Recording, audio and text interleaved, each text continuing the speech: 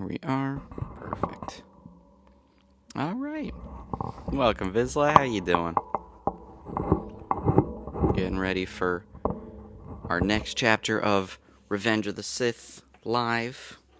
We are on to, what is it, Obi-Wan and Anakin 2, which is the end of their escape from the invisible hand. Doing great. I'm glad to hear it. I'm not doing too bad myself. Although I think my cat's a little bit sick, so I'm going to check in on him as soon as we're done here. Hello, good looking. Well, hi there. You're trying to finish Heir to the Empire. Nice. You liking it so far? Let's see. Howdy, Corbin. Welcome. The Botman. Howdy. Or is that Sith? A reading from the Book of Revenge of the Sith. Indeed, as was Revenge of the Sith, according to Matthew. Praise be. The Botman, what am I reading? I just answered that. It is Matthew Stover's Revenge of the Sith. Phenomenal novel. Oh, let's see. Heir to the Empire. It's not bad. Enjoying it, though. Okay, but so you're not, like, fully taken with it? I'll say Heir to the Empire, it really only won me over at the very end, like, once you get into Mara and all. It's really the other two, in my opinion, like, even improve on the first one. I've said before, I think up to Vision of the Future, you look at the 5 Thrawn books, I think each one is better than the last. You've joined my fan club for 100 days. Oh my gosh, thank you, Corbin. Oh, it's dedication, and I appreciate it. Nice shirt, thank you. I was hoping to get an opportunity to mention this is a Heroes and Villains. Any idea where it's from? I do. This is Heroes and Villains, their Star Wars line. If you look closer, you can see, these are these are the window of the Emperor's throne room with little TIE fighters betwixt, but it sort of blends in to just become like, it looks like a patterned shirt. It's just a nicely patterned shirt. I love how casual it is. Should the Rebel Alliance have destroyed the Death Star or invade it into a shopping mall? It would certainly be, so much room for stores and shops. You could put an Auntie Anne's where the Giga Laser is. It'd be pretty great. But, I don't know. I think it'd be a lot of costs. I feel like blowing it up, that's just easier, That's efficiency. So, as usual, we'll start reading around 11:10. Give anyone else who wants to join a chance to. But in the meantime, speaking of, Panda Croft, welcome. Thank you, Oa, for the follow. I'm glad to have you. As we're going to jump into Revenge of the Sith. Thoughts on Saw Gerrera? I like Saw a lot. I think he's a really cool character. There's been a lot of stuff recently that's used him in really interesting ways. I loved him in Andor, obviously.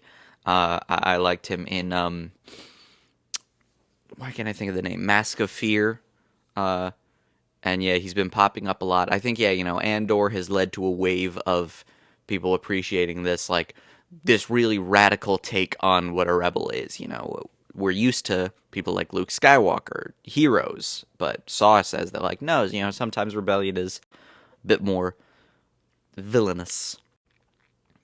Pinch Punch? How you doing, King O' King? But, yeah, Saw is a nice, antithesis to Luke and Leia and Han. And yeah, Bad Batch, he was very good. A lot of people say they don't like him in Bad Batch, no, I think he's fantastic at being terrible, That son of a gun. Well, how long has it been since Bad Batch? Has it been long enough that I can talk spoilers freely? Probably, especially since Season 2. That bastard killed Tech. Outrageous.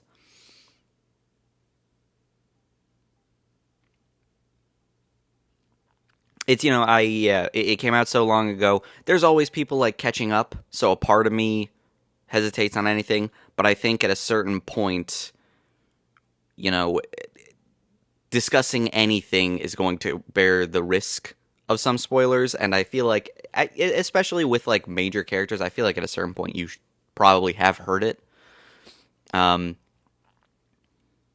Let's see. It's weird seeing you out of your Jedi approved uniform. Yeah, I do the reads every Sunday with regular clothes. Uh, but hot take, you like Luke's outfits more than Anakin's outfits. Oh, is that a hot take? I think we all agree Luke's got way more drip than, frankly, all the rest of the Jedi. The robes are neat, but, like, Luke just looks so good in that black outfit. That's one that, I really want to get. Like, they make jackets that are designed to be like Luke's black outfit with the little white flap, and I want to get one of those because it's like, it just looks so sick. And he's got the, what is it, the Chanel boots. I see your Chanel boots, Mr. Skywalker.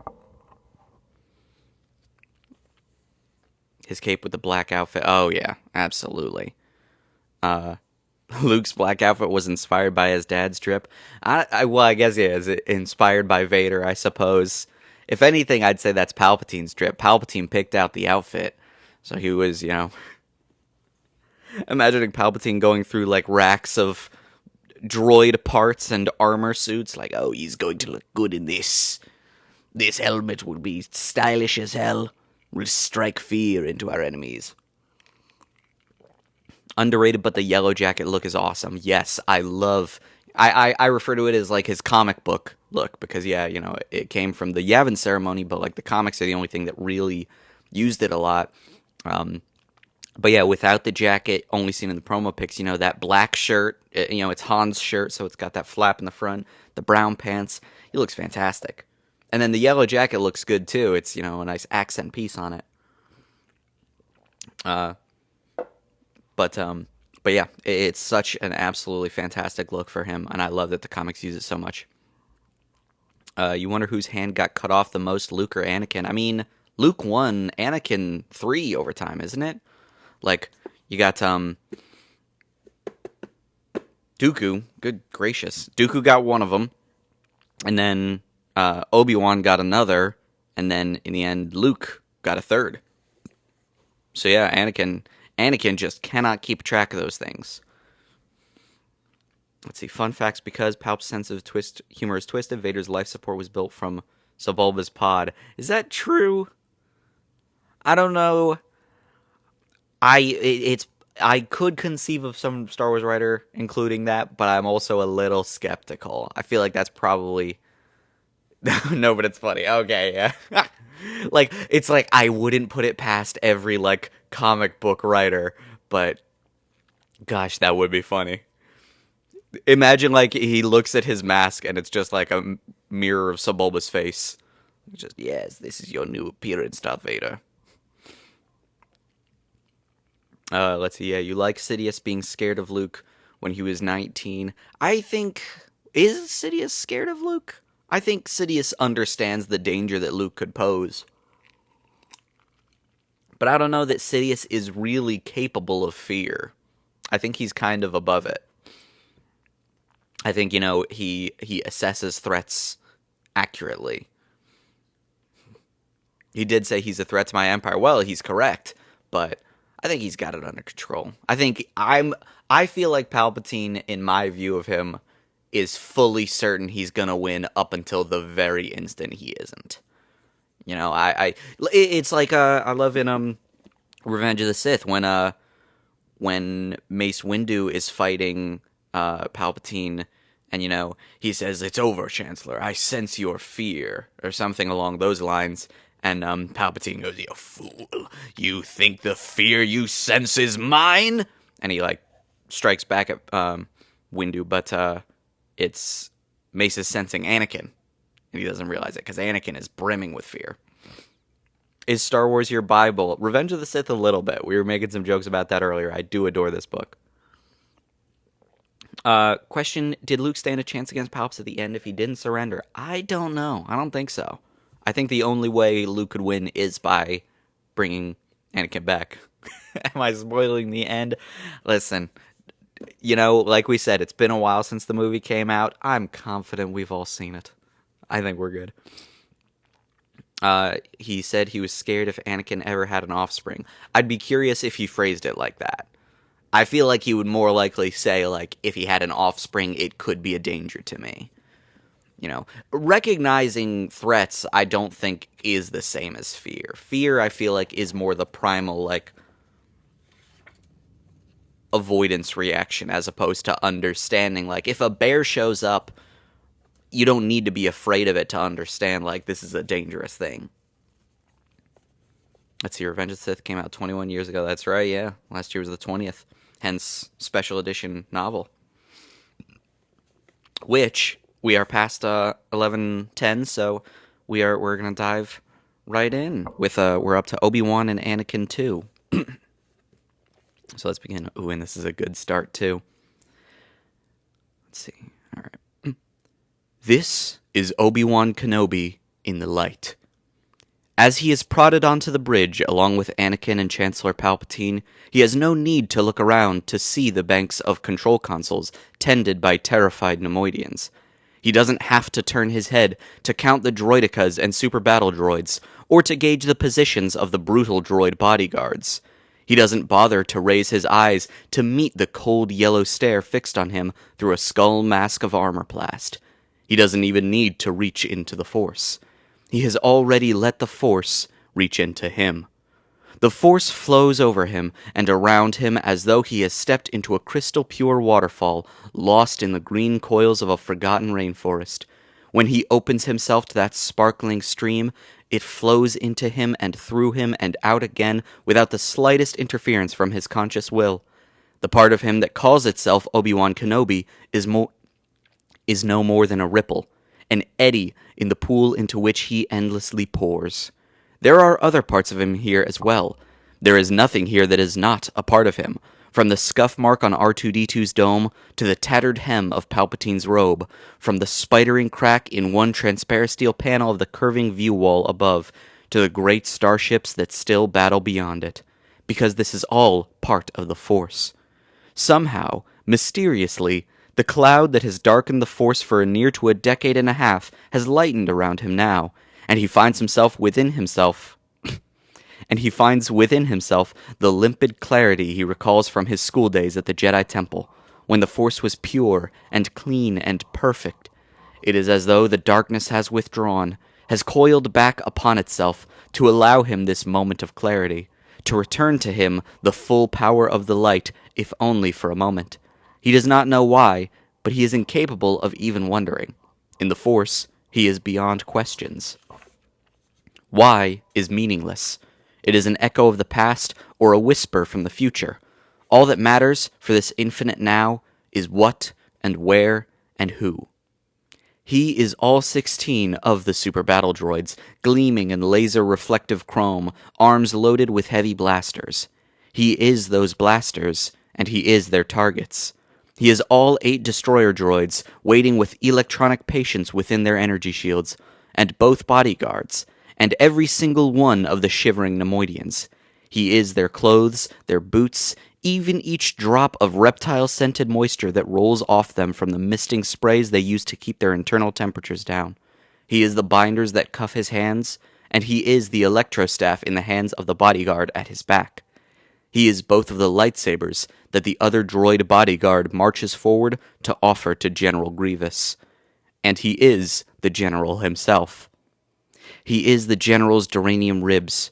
He is the beating of Grievous's alien heart, and is the silent pulse of oxygen pumped through his alien veins. He is the weight of 4 lightsabers at the General's belt, and is the greedy anticipation the captured weapons sparked behind the General's eyes. He is even the plan for his own execution, simmering within the General's brain. He is all of these things, but most important, he is still Obi-Wan Kenobi. This is why he can simply stand, why he can simply wait. He has no need to attack or to defend. There will be battle here, but he is perfectly at ease, perfectly content to let the battle start when it will start, and let it end when it will end, just as he will let himself live or let himself die. This is how a great Jedi makes war. I'll take a pause there because what an opening to a chapter, right? Isn't that stuff good as hell? The lyricism, the poetry that's just in Obi-Wan and Anakin walked into the bridge. It makes a meal out of it. It's amazing. General Grievous lifted the two lightsabers, one in each duranium hand, to admire them by the light of turbo laser blasts outside, and said, "Rare trophies these! The weapon of Anakin Skywalker and the weapon of General Kenobi. I look forward to adding them to my collection." Excuse me, miss. Do you mind? "That will not happen. I am in control here." The reply came through Obi-Wan's lips, but it was not truly Obi-Wan who spoke. Obi-Wan was not in control. He had no need for control. He had the Force. It was the Force that spoke through him. Grievous stalked forward. Obi-Wan saw death in the cold yellow stare through the skull mask's eye holes, and it meant nothing to him at all. There was no death. There was only the Force. He didn't have to tell Anakin to subtly nudge Chancellor Palpatine out of the line of fire. Part of him was Anakin, and was doing this already. He didn't have to tell R2-D2 to access its combat subroutines and divert power to its booster rockets, claw arm, and cable gun. The part of him that was the little astromech had seen to all these things before they had even entered the bridge. Grievous towered over him. "So confident you are, Kenobi." "Not confident, merely calm." From so close, Obi-Wan could see the hairline cracks and pitting in the bone-pale mask, and could feel the resonance of the General's electrosonic voice humming in his chest. He remembered the question of Master Drool. What is the good, if not the teacher of the bad? What is the bad, if not the task of the good? He said, "We can resolve this situation without further violence. I am willing to accept your surrender." "I'm sure you are." The skull mask tilted inquisitively. "Does this preposterous, 'I will accept your surrender' line of yours ever actually work?" "Sometimes. When it doesn't, people get hurt. Sometimes they die." Obi-Wan's blue-gray eyes met squarely those of yellow behind the mask. "By people, in this case, you should understand that I mean you." "I understand enough. I understand that I will kill you." Grievous threw back his cloak and ignited both lightsabers. "Here, now, with your own blade." The Force replied through Obi-Wan's lips, "I don't think so." The electro-drivers that powered Grievous's limbs could move them faster than the human eye can see. When he swung his arm, it and his fist and the lightsaber within it would literally vanish, wiped from existence by sheer mind-numbing speed, an imitation quantum event. No human being could move remotely as fast as Grievous, not even Obi-Wan, but he didn't have to. In the Force, part of him was Grievous's intent to slaughter, and the surge from intent to action translated to Obi-Wan's response without thought. He had no need for a plan, no use for tactics. He had the Force. That sparkling waterfall coursed through him, washing away any thought of danger, of safety, of winning or losing. The Force, like water, takes on the shape of its container without effort, without thought. The water that was Obi-Wan poured itself into the container that was Grievous's attack, and while some materials might be watertight, Obi-Wan had yet to encounter any that were entirely, as it were, Force-tight. While the intent to swing was still forming in Grievous's mind, the part of the Force that was Obi-Wan was also the part of the Force that was R2-D2, as well as an internal fusion welder Anakin had retrofitted into R2-D2's primary grappling arm, and so there was no need for actual communication between them. It was only Obi-Wan's personal sense of style that brought his customary gentle smile to his face and his customary gentle murmur to his lips. "R2?" Even as he opened his mouth, a panel was sliding aside in the little droid's fuselage. By the time the droid's nickname had left his lips, the fusion welder had deployed and fired a blinding spray of sparks hot enough to melt duranium. And in the quarter of a second, while even Grievous's electronically enhanced reflexes had him startled and distracted, the part of the Force that was Obi-Wan tried a little trick, a secret one that had been saving up for just such an occasion as this.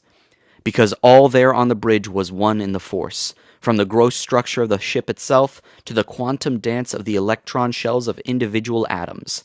And because, after all, the nerves and muscles of the biodroid general were creations of electronics and duranium, not living tissue with will of its own, it was just barely possible that, with exactly the right twist of his mind, in that one vulnerable quarter of a second while Grievous was distracted, flinching backward from a spray of flame hot enough to burn even his armored body, Obi-Wan might be able to temporarily reverse the polarity of the electrodrivers in the General's mechanical hands. Which is exactly what he did. Durasteel fingers sprang open, and 2 lightsabers fell free. He reached through the Force, and the Force reached through him. His blade flared to life while still in the air. It flipped towards him, and as he lifted his hands to meet it, its blue flame flashed between his wrists and severed the binders before the handgrip smacked solidly into his palm. Obi-Wan was so deep in the Force that he wasn't even surprised it had worked. Let's see, I'm going to take another pause real quick. Thank you for the follow, T505. Let's see, you missed 3PO's sassiness. Yeah, he's very briefly in this one. Let's see, Phineas IRL. I'm not sure who Phineas is not IRL. Isn't that the name of, like, Billie Eilish's brother? That's, I think, the only F Phineas I know. Most go for the PH. He made a quarter turn to face Anakin, who was already in the air, having leapt simultaneously with Obi-Wan's gentle murmur, because Obi-Wan and Anakin were, after all, 2 parts of the same thing. Anakin's flip carried him over Obi-Wan's head at the perfect range for Obi-Wan's blade to flick out and burn through his partner's binders.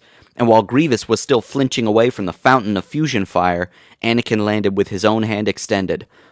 Obi-Wan felt a liquid surge in the waterfall that he was, and Anakin's lightsaber sang through the air, and Anakin caught it.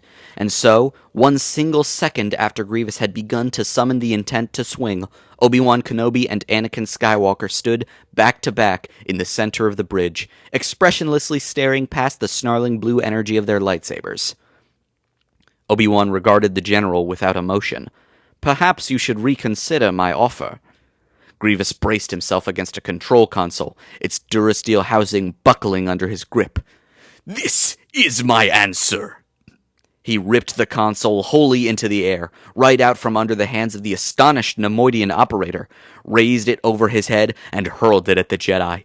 They split, rolling out of the console's way as it crashed to the deck, spitting smoke and sparks. "Open fire!" Grievous shook his fists as though each held a Jedi's neck. "Kill them! Kill them all!" For 1 more second, there was only the scuttle of primering levers on dozens of blasters. 1 second after that, the bridge exploded into a firestorm. Grievous hung back, crouching, watching for a moment as his 2 Magna Guards waded into the Jedi, electrostaffs whirling through the blinding hail of blaster fire that ricocheted around the bridge. Grievous had fought Jedi before, sometimes even in open battle, and he had found that fighting any one Jedi was much like fighting any other. Kenobi, though. The ease with which Kenobi had taken command of the situation was frightening. More frightening was the fact that of the 2, Skywalker was reportedly the greater warrior. And even their R2 unit could fight. The little astromech had some kind of aftermarket cable gun it had used to entangle the legs of a super battle droid and yank it off its feet, and now was jerking the droid this way and that so that its arm cannons were blasting chunks off of its squad mates instead of the Jedi. Grievous was starting to think less about winning this particular encounter than about surviving it. Let his Magna Guards fight the Jedi. That's what they were designed for, and they were doing their jobs well.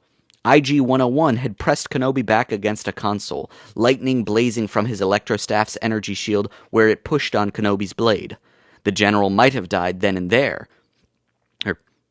The Jedi General might have died then and there, except that one of the simple-minded super battle droids turned both arm cannons on his back, giving Kenobi the chance to duck and allow the hammering blaster bolts to slam 101 stumbling backwards.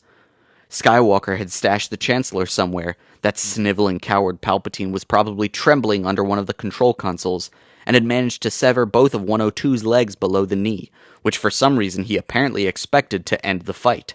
He seemed completely astonished when 102 whirled nimbly on one end of his electrostaff and used the stumps of his legs to thump Skywalker so soundly the Jedi went down skidding. On the other hand, Grievous thought, this might be salvageable after all. He tapped his internal comlink's jaw sensor to the general droid command frequency. The Chancellor is hiding under one of the consoles. Squad 16, find him and deliver him to my escape pod immediately. Squad 8, stay on mission. Kill the Jedi. Then the ship bucked, sharper than it ever had, and the view wall panels whited out as a radiation scatter sleeted through the bridge. Ma'am, if you please.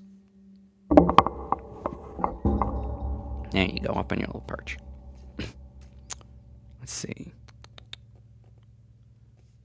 Gosh, I'm completely thrown off. Where was I? View wall panel.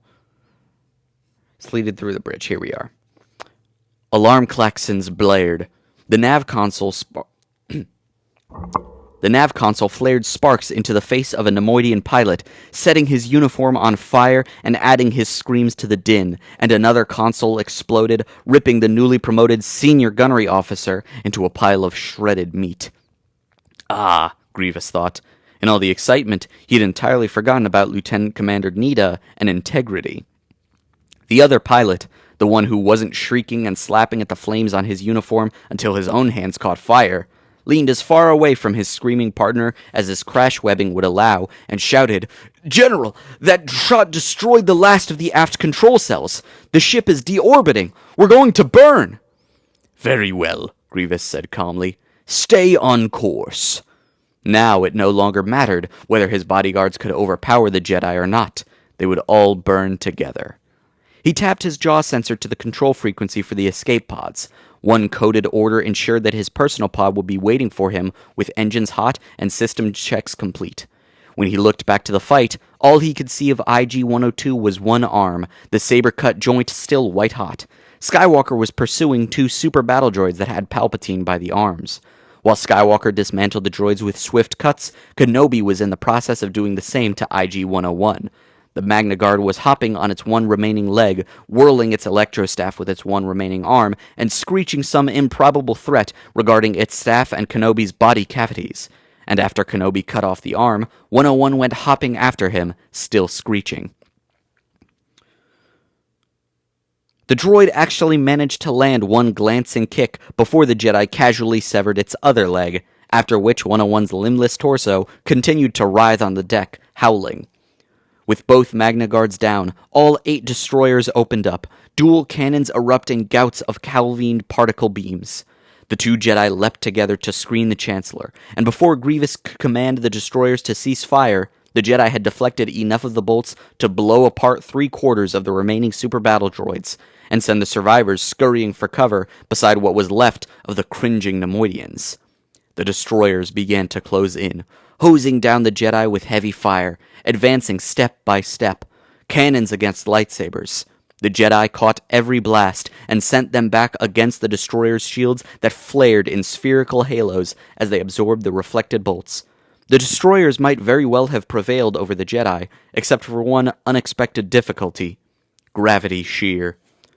All 8 of them suddenly seemed, inexplicably, to leap into the air, followed by Skywalker and Palpatine and chairs and pieces of Magna Guards and everything else on the bridge that was not bolted to the deck, except for Kenobi, who managed to grab a control console and now was hanging by one hand, upside down, still effortlessly deflecting blaster bolts. The surviving Nemoidian pilot was screaming orders for the droids to magnetize, then started howling that the ship was breaking up, and managed to make so much annoying noise that Grievous smashed his skull out of simple irritation. Then he looked around, and realized he'd just killed the last of his crew. All the bridge crew he hadn't slain personally had sucked up the bulk of the random blaster ricochets. Grievous shook the pilot's... There you go. Outrageous. Grievous shook the pilot's brains off his fist. Disgusting creatures, Nemoidians. The invisible plane of altered gravity passed over the bio-droid general without effect. His talons of magnetized uranium kept him right where he was, and as one of the Magna Guard's electrostaffs fell past him, his invisibly fast hands snatched it from the air. When another plane of gravity shear swept through the bridge, droids, Chancellor, and Jedi all fell back to the floor. Though the droideka, also known as the destroyer droid, was the most powerful infantry combat droid in general production, it had one major design flaw. The energy field that was so effective in stopping blasters, slugs, shrapnel, and even lightsabers was precisely tuned to englobe the droid in a standing position. If the droid was no longer standing, say if it was knocked down or thrown into a wall, the shield generator could not distinguish a floor or a wall from a weapon, and would keep ramping up power to disintegrate this perceived threat until the generator shorted itself out. Between falling to the ceiling, bouncing off it, and falling back to the floor, the sum total output of all the shield generators of Squad 8 was, currently, one large cloud of black smoke. It was impossible to say which one of them opened fire on the Jedi, and it didn't matter. Inside of 2 seconds, 8 droidekas had become 8 piles of smoking scrap, and 2 Jedi, entirely unscathed, walked out of the smoke side by side. Without a word, they parted to bracket the general. Grievous clicked the electrostaff's power setting to overload. It spat lightning around him as he lifted it to combat ready. "I am sorry I don't have time to fight you. It would have been an interesting match. But I have an appointment with an escape pod. And you..." He pointed at the transparasteel view wall and triggered his own concealed cable gun, not unlike the one that fancy astromech of theirs had. The cable shot out, and its grappling claw buried itself in one of the panel supports. "You," he said, "have appointments with death." The Jedi leapt, and Grievous hurled the overloading electrostaff, but not at the Jedi. He threw it at a window. One of the transparasteel panels of the window wall had cracked under a glancing hit from a starfighter's cannon. When the sparking electrostaff hit it squarely and exploded like a proton grenade, the whole panel blew out into space. A hurricane roared to life, raging through the bridge, seizing Nemoidian corpses and pieces of droids and wreckage and hurling them out the air through the gap along with a white fountain of flash-frozen air. Grievous sprang straight into the instant hurricane, narrowly avoiding the 2 Jedi, whose leaps had become frantic tumbles as they tried to avoid being sucked through along with him. Grievous, though, had no need to breathe, nor had he any fear of his body fluids boiling in the vacuum. The pressurized synth flesh that enclosed the living parts within his droid exoskeleton saw to that.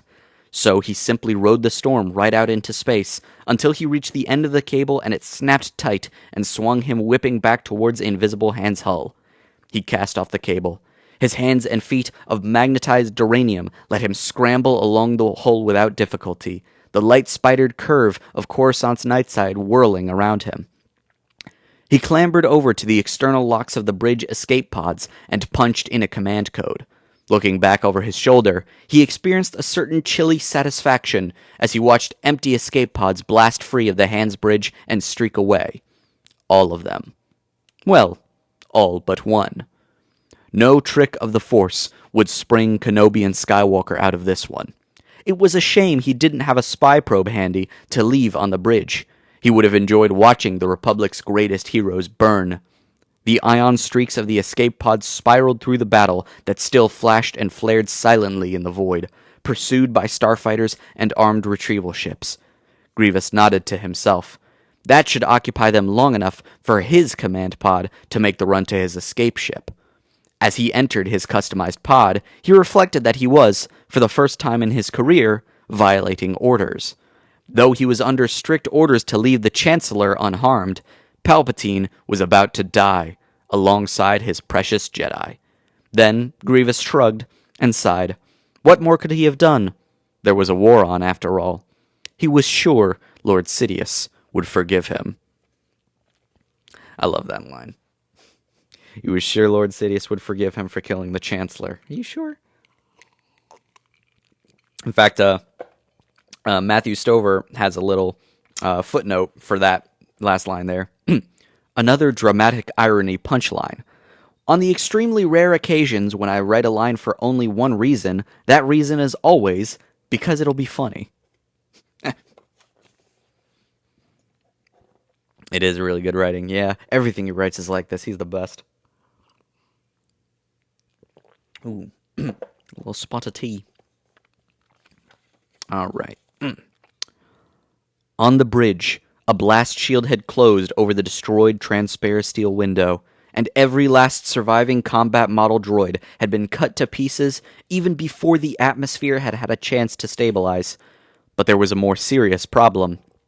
The bucking of the ship had become continuous.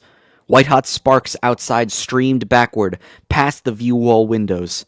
Those sparks, according to the 3 different kinds of alarms that were all screaming through the bridge at once, were what was left of the ablative shielding on the nose of the disabled cruiser. Anakin stared grimly down at the console readout. All the escape pods are gone. Not one left on the whole ship. He looked up at Obi-Wan. We're trapped. Obi-Wan appeared more interested than actually concerned. Well, here's a chance to display your legendary piloting skills, my young friend. You can fly this cruiser, can't you? Flying's no problem. The trick is landing, which, Anakin gave a slightly shaky laugh. Which, this cruiser is not exactly designed to do, even when it's in one piece. Obi-Wan looked unimpressed. And so? Anakin unsnapped the crash webbing that held the pilot's corpse and pulled the body from its chair. And so you'd better strap in, he said, settling into the chair, his fingers sliding over the unfamiliar controls. The cruiser bounced even harder, and its attitude began to skew as a new klaxon joined the blare of the other alarms. That wasn't me, Anakin jerked his hands away from the board. I haven't even done anything yet. It certainly wasn't. Palpatine's voice was unnaturally calm. It seems someone is shooting at us. Wonderful, Anakin muttered. Could this day get any better? Perhaps we can talk with them. Obi-Wan moved over to the comm station and began working the screen. Let them know we've captured the ship. All right, take the comm, Anakin said. He pointed at the co-pilot station. R2, second chair. Chancellor? Yes? Strap in. Now. We're going in hot. Anakin grimaced at the scraps of burning hull flashing past the view wall. In more ways than one. The vast space battle that had ripped and battered Coruscant space all this long, long day finally began to flicker out. The shimmering canopy of ion trails and turbolaser bursts was fading into streaks of ships achieving jump as the Separatist strike force fled in full retreat. The light of Coruscant's distant star splintered through iridescent clouds of gas crystals that were the remains of starfighters and of pilots. Damaged cruisers limped toward space yards, passing shattered hulks that hung dead in the infinite day that is interplanetary space. Prize crews took command of surrendered ships, imprisoning the living among their crews and affixing restraining bolts to the droids. The dayside surface of the capital planet was shrouded in smoke from a million fires, touched off by meteorite impacts of ship fragments. Far too many had fallen to be tracked and destroyed by the planet's surface defense umbrella. The night-side sheet of artificial lights faded behind the red-white glow from craters of burning steel. Each impact left a caldera of unimaginable death. In the skies of Coruscant now, the important vessels were no longer warships, but were instead the fire suppression and rescue craft that crisscrossed the planet. One last fragmentary ship screamed into the atmosphere, coming in too fast, too steep, pieces breaking off to spread apart and stream their own contrails of superheated vapor. Banks of turbolasers on the surface defense towers isolated their signature, and starfighters whipped onto interception courses to thin out whatever fragments the SD towers might miss.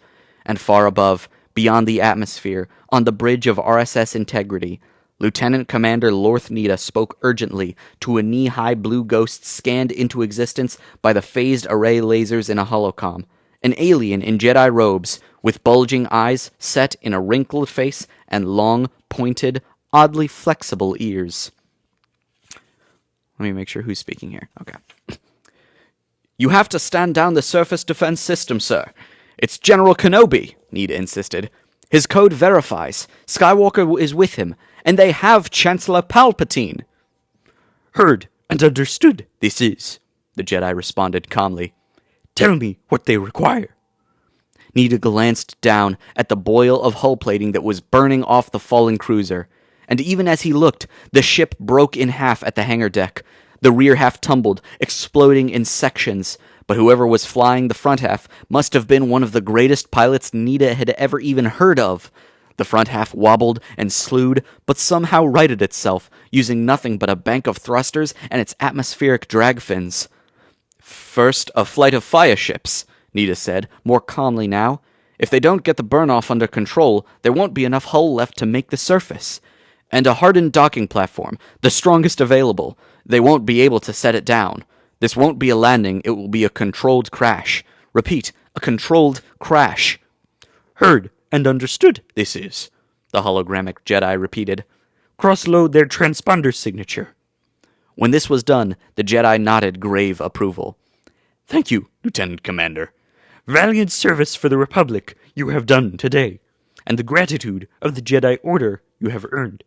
Yoda, out." On the Bridge of Integrity, Lord Nita could now only stand and watch, hands clasped behind his back.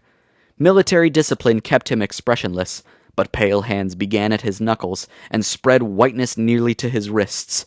Every bone in his body ached with helplessness, because he knew that fragment of a ship was a death trap.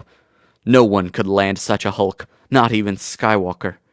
Every second that passed before its final breakup and burn was a miracle in itself, a testament to the gift of a pilot who was justly legendary.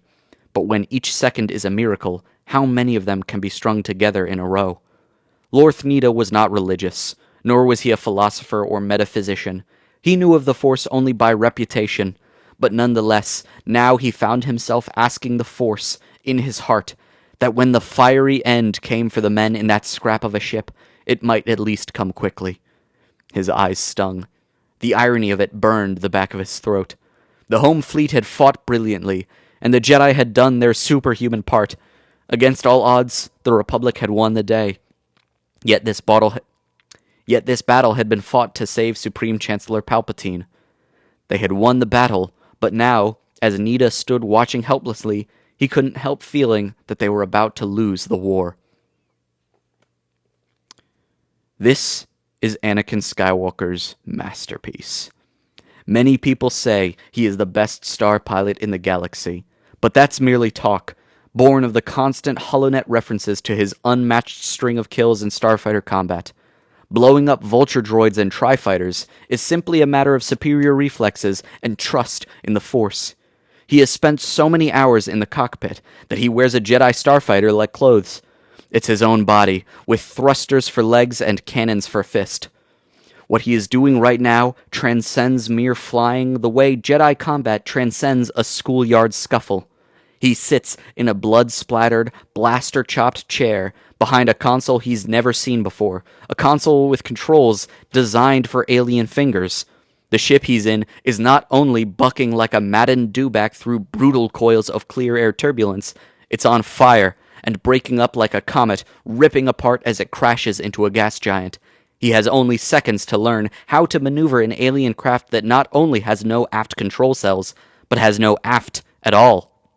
This is, put simply, impossible. It can't be done. He's going to do it anyway, because he is Anakin Skywalker, and he doesn't believe in impossible.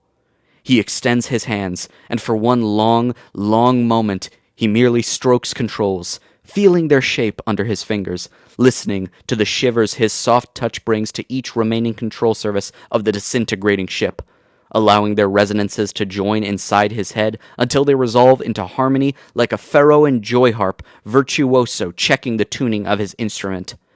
And at the same time, he draws power from the Force.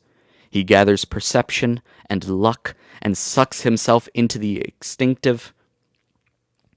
He gathers perception and luck and sucks into himself the instinctive, pre-conscious, what will happen in the next 10 seconds intuition that has always been the core of his talent. And he begins. On the downbeat, atmospheric drag fins deploy. As he tweaks their angles and cycles them in and out to slow the ship's descent without burning them off altogether, their contrabass roar takes on a punctuated rhythm like a heart that skips an occasional beat. The forward attitude thrusters, damaged in the ship-to-ship battle, now fire in random directions, but he can feel where they're taking him as he strokes them in sequence, making their song the theme of his impromptu concerto. And the true inspiration, The sparkling grace note of a genius that brings his masterpiece to life is the soprano counterpoint, a syncopated sequence of exterior hatches in the outer hull, sliding open and closed and open again, subtly altering the aerodynamics of the ship to give it just exactly the amount of sideslip or lift or yaw to bring the huge half-cruiser into the approach cone of a pinpoint target an eighth of the planet away. It is the Force that makes this possible, and more than the Force. Anakin has no interest in serene acceptance of what the Force will bring. Not here. Not now. Not with the lives of Palpatine and Obi-Wan at stake. It's just the opposite. He seizes upon the Force with a stark refusal to fail. He will land this ship. He will save his friends. Between his will and the will of the Force, there is no contest. Oh, man. There we have the end of chapter, what was that again, 7?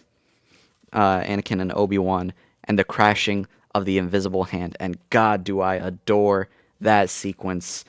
The comparison of Anakin to a virtuoso composing his symphony, the statements about, the will of the Force, Obi-Wan's loose, flowing acceptance of what the will of the Force will bring, contrasted with Anakin's dire, desperate grip on what he will make happen. It's the perfect way of showing, this book does such a better job of showing exactly why Anakin becomes Vader. How they're not as different as they'd like to believe. And, Anakin saying, I will make this happen, is absolutely a little bit of Vader coming out pretty early, For good reasons, mind you, saving Obi-Wan and Palpatine is a good thing, but it's him saying, the will of the Force is nothing to me. I choose what's going to happen. Such is the way of the Sith. Oh, what a masterpiece. And with that, we're through our first segment of the book. The book is divided into parts, and we are now on part 2, Seduction.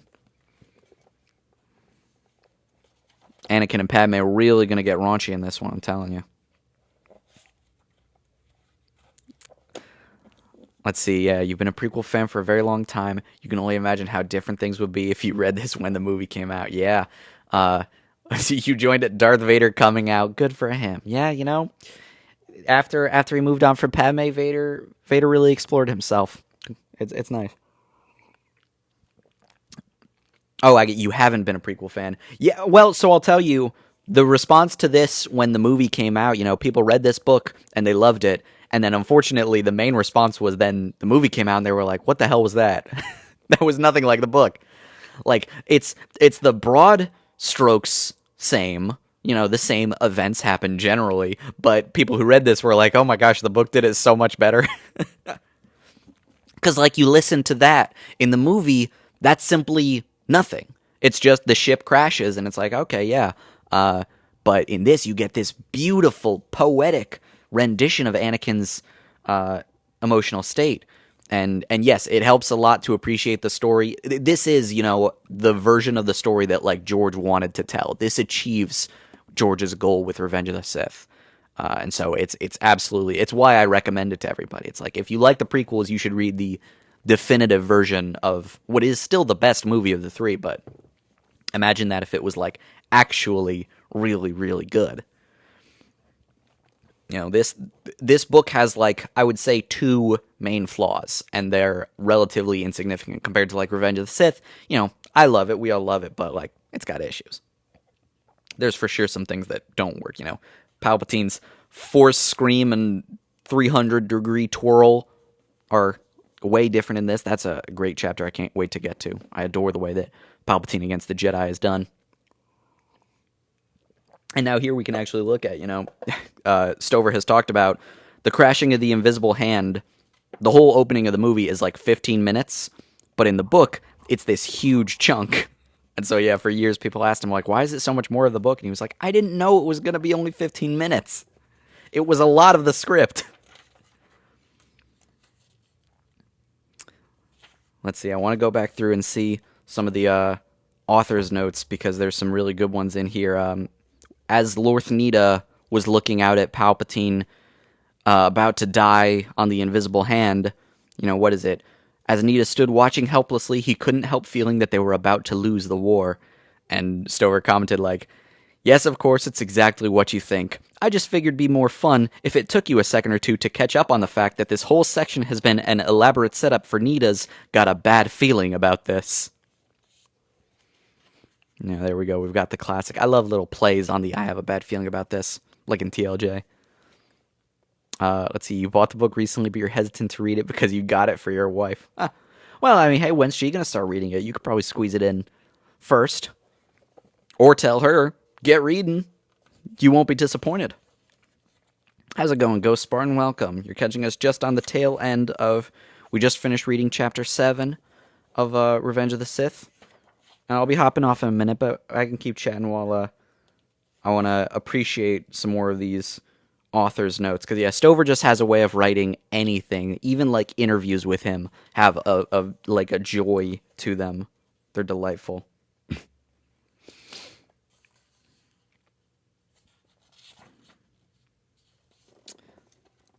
Oh, let's see. Yeah, there's some good ones right at the beginning. Where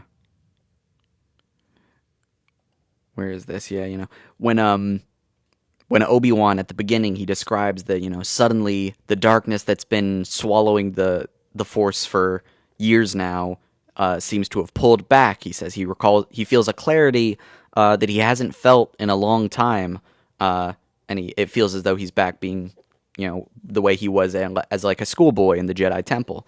And Stover says, I wrote this to suggest that part of the reason the good guys win here is that Palpatine has chosen to let them win. This time. And yeah, I like that too. Palpatine is right next to them. He could, kill all of them if he wanted, but no, this is a part of the story he's constructing. This is a part of the game he's playing. Is that the good guys are going to win here? Chancellor Palpatine is saved, and Anakin Skywalker is now the greatest hero in Republic history. He already was, but this is really the cherry on top. This is the gravy.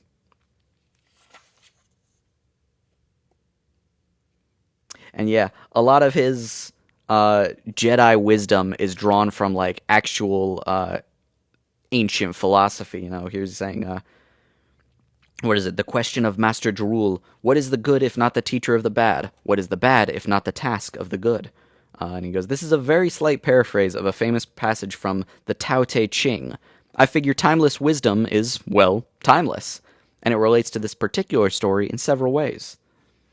And yeah, it's that kind of stuff that really makes the Jedi Order feel ancient and wise, is, drawing on actual philosophy there. Yeah, funny how Grievous is a bit worried about him dying when he doesn't even know. Yes, Grievous saying that, surely Sidious will forgive him for letting Chancellor Palpatine die is one of those things. Stover has so much fun with that sort of dramatic irony. The audience knows something that the character doesn't, and it makes any line hilarious. There's another great one earlier. I'm not sure which of you were here listening when Dooku is fighting Anakin and Obi-Wan, and he realizes that like, oh, these two are a lot better than I expected. They're much more capable duelists than I had planned for. So he says, I can't like keep up this game, this performance I've been doing. I need to actually fight for real, or else they might beat me. And so he says, well, I'll just have to kill them. And he says, he was sure that Lord Sidious would understand. He could come up with a new plan more easily than he could a new apprentice. Not realizing that by suggesting he was going to kill Anakin Skywalker, he's about to kill Lord Sidious's new apprentice. But of course he never would. Never could. That is good, yeah. Those are all over the place. It's such a good... Stover, he weaves those in. There's the like poetic sections about, this is Obi-Wan Kenobi in the light. And then even just the way he writes combat and character are so solid that it all weaves together into just an absolute masterpiece. Easily the best Star Wars book in my opinion. Although I'm very much still looking forward to getting to the new Jedi Order so I can finally read Traitor, which is... besides this, probably the most common nomination for Best Star Wars Book of all time. And I'm really looking forward to reading that. Go figure, another Matthew Stover book. Man simply cooks on unimaginable levels. My tea's gone cold. But with that, I think we'll hop off in a minute. Anyone have any last minute things we want to chat about before I go? I'll say now it's been a delight having you. Thank you all for staying and watching and listening. I hope you've enjoyed this next chapter. And I really need to. I'm so far behind on uploading these. I think I still only have the first one. When is next time though? So I know. So like I'll be live Thursday as usual. Thursdays at 7 EST, I go live in my Jedi robes. But Sundays, usually at 10 a.m., I go live reading Revenge of the Sith. But sometimes circumstances happen. I had to attend to my cat for a little bit, so I had to push it back to 11 today. But I would recommend the best way of knowing for certain is if you join my Discord. There's an announcements channel that I always put out a push to everyone. Like, hey, I usually try to say it in advance, like I'm going live in like 20 minutes. But sometimes it's just, hey, I wasn't able to say anything earlier, but I'm going live in like 5. Feel free to swing by. You're too old for that. I get it. I don't use Discord that much myself. I mainly now use it just for my own Discord channel so that I can keep people posted. But yeah, so Sundays at 10 is generally the rule of thumb for Revenge of the Sith reading, and then Thursdays at 7, both Eastern Standard Time. You do have an account? Okay, so if you do, there's a link in my bio that you can follow to Discord. Join the Discord. You don't need to do anything else in it. And when I use @everyone, everyone should get a notification that I'm going live. So it at least like I said, it's at least good for that to just know, hey, I'm popping on in 10 to 20. Hello there, Ani. Welcome. I'm afraid you're just catching us at the very, very end, but it's nice to see you. So yeah, we'll be back next Sunday around 10, hopefully at 10 next Sunday, but, things happen. Hopefully my cat is feeling better. Let's see. How do you understand the story better when reading Star Wars books? Like the story of the individual book, or are you saying the story of the series? I'm not sure, is that question just about like reading comprehension? I think just take your time and make sure that you're grasping it as you go. Really try to picture the scene in your mind. If you're looking for like the overarching story of Star Wars, I'd say checking out things that are like adjacent to the movies. Like a Darth Plagueis is a good one to get like a really robust understanding of what's going on throughout the prequels. Captain Rex or Wolf? I'm a Rex boy. Do I still have... I got my boy right here. I do love Wolf. Wolf is really good. What if you don't understand what is going on in the story? So I would recommend, you can go like their online resources. Honestly, I have, like I said, my Discord page. If you ever are like confused or halted, you could always ask there about like anyone who's read this, like if there's something you're not following. But generally, like you can, just go back through the stuff you've already read and make sure, like, read this little portion. It's like, okay, yeah, I remember this, I remember that. Try and get a hold on what you've already been through. Because, yeah, there are, varying by author, but there are some who have really, like, complex and convoluted plots, and it can be tough to fully keep track of what's going on. So, yeah, you're always welcome to ask in the Discord. We got a lot of book fans in there that would be happy to help, I'm sure, myself included. And yeah, just try to, take your time, read carefully, and don't be afraid to like reread sections to make sure you're really getting everything. Obi-Wan or Anakin, no holding back and no high ground. So like no holding back we've already seen. If we remove no high ground, that feels very specific. So like they're fighting in an endless flat plain. But I'd still say Obi-Wan. Obi-Wan and Anakin are a great case of, you have an unstoppable force in Anakin against an immovable object in Obi-Wan. Obi-Wan's impenetrable defense is one of his greatest strengths. And so, like, it's just a war of attrition until eventually Anakin's going to tire himself out and make a mistake. Whereas Obi-Wan is much more disciplined. Welcome, Paige. Thank you for the roses and thank you for the heart. I'm afraid you're catching us just at the tail end. We just finished our new chapter of Revenge of the Sith, but I'm putting a gun to my own head to go and upload the past like 6 to YouTube for anyone who, I don't know if anyone would really want to re-listen to a chapter reading. I don't know that it's going to be like the most popular thing I do, but I want it to be there just in case. So those are all going to get posted today. I swear it. And then we'll be back next Sunday, like I said, hopefully at 10, actually. But now we're just chatting a little bit while I wind down. I figure I'll stay until like 12:10, just making some Star Wars conversation, because I see, Ghost Spartan is that BB-8, probably. What's in frame? Is it this guy? Yeah, my little Sphero BB-8, who unfortunately can't move anymore because they shut down his app. But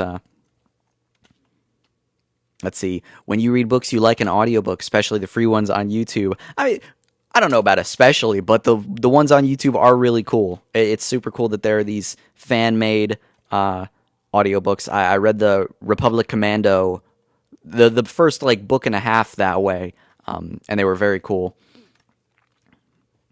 Post them. You can maybe show your wife and motivate her to start reading the book. I absolutely will. I don't want to say nah. I don't know that that's necessarily going to be the best way to introduce it. But what I am going to do, I should go through and get like clips of some of my favorite passages as I read them. In particular, I want to do that last bit of Anakin crashing the ship because I adore that section. Let's see, Miguel. Who's your favorite Jedi? Luke Skywalker, baby. The number one. The OG. He wasn't always. I think when I was young, I was more of an Obi-Wan guy. But as I got older, I've come to really appreciate Luke's philosophy. You know, be kind, help people, even when he struggles with that. It's the idea of him that I like.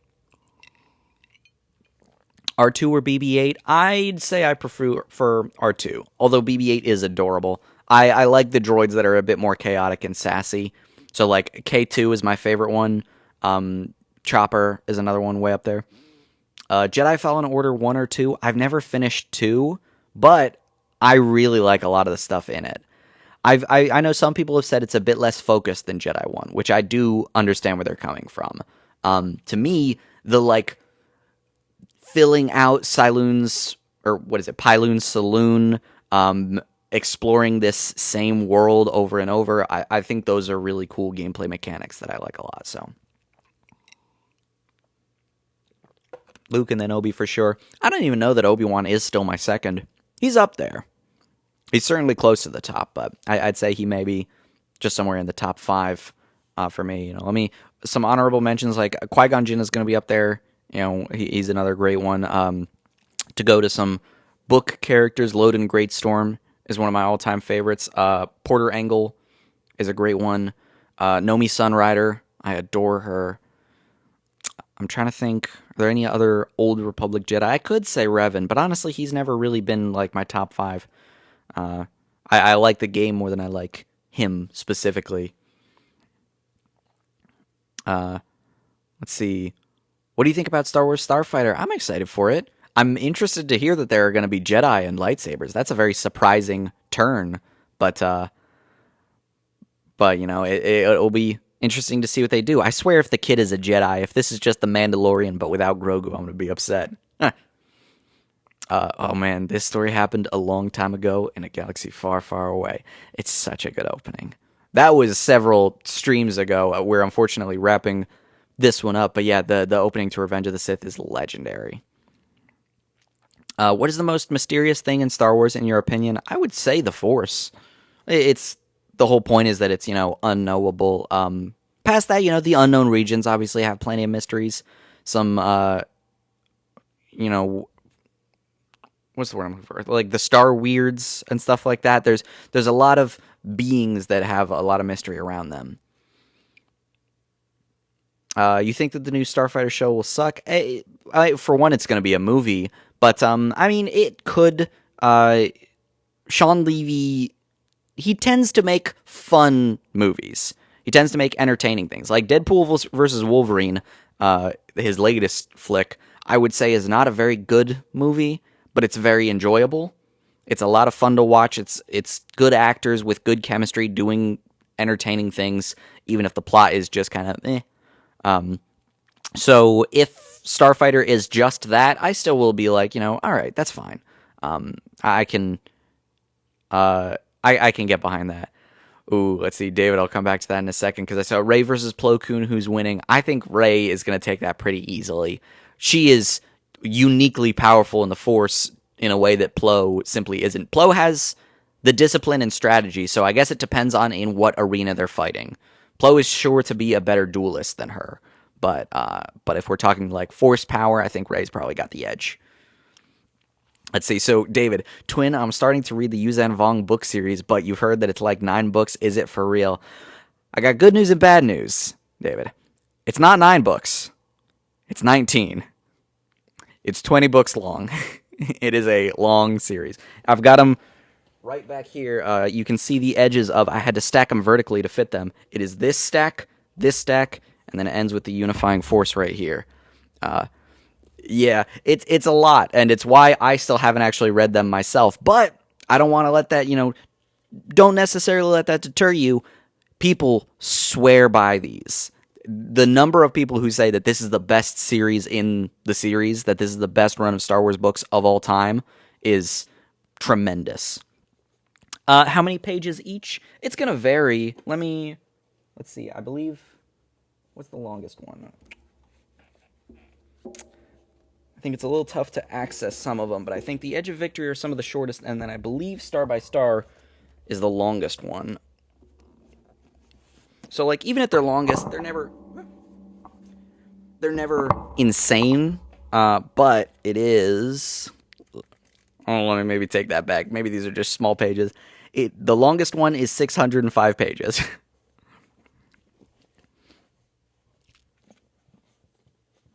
Oh, let's see. If you buy your first Star Wars novel, where should you start?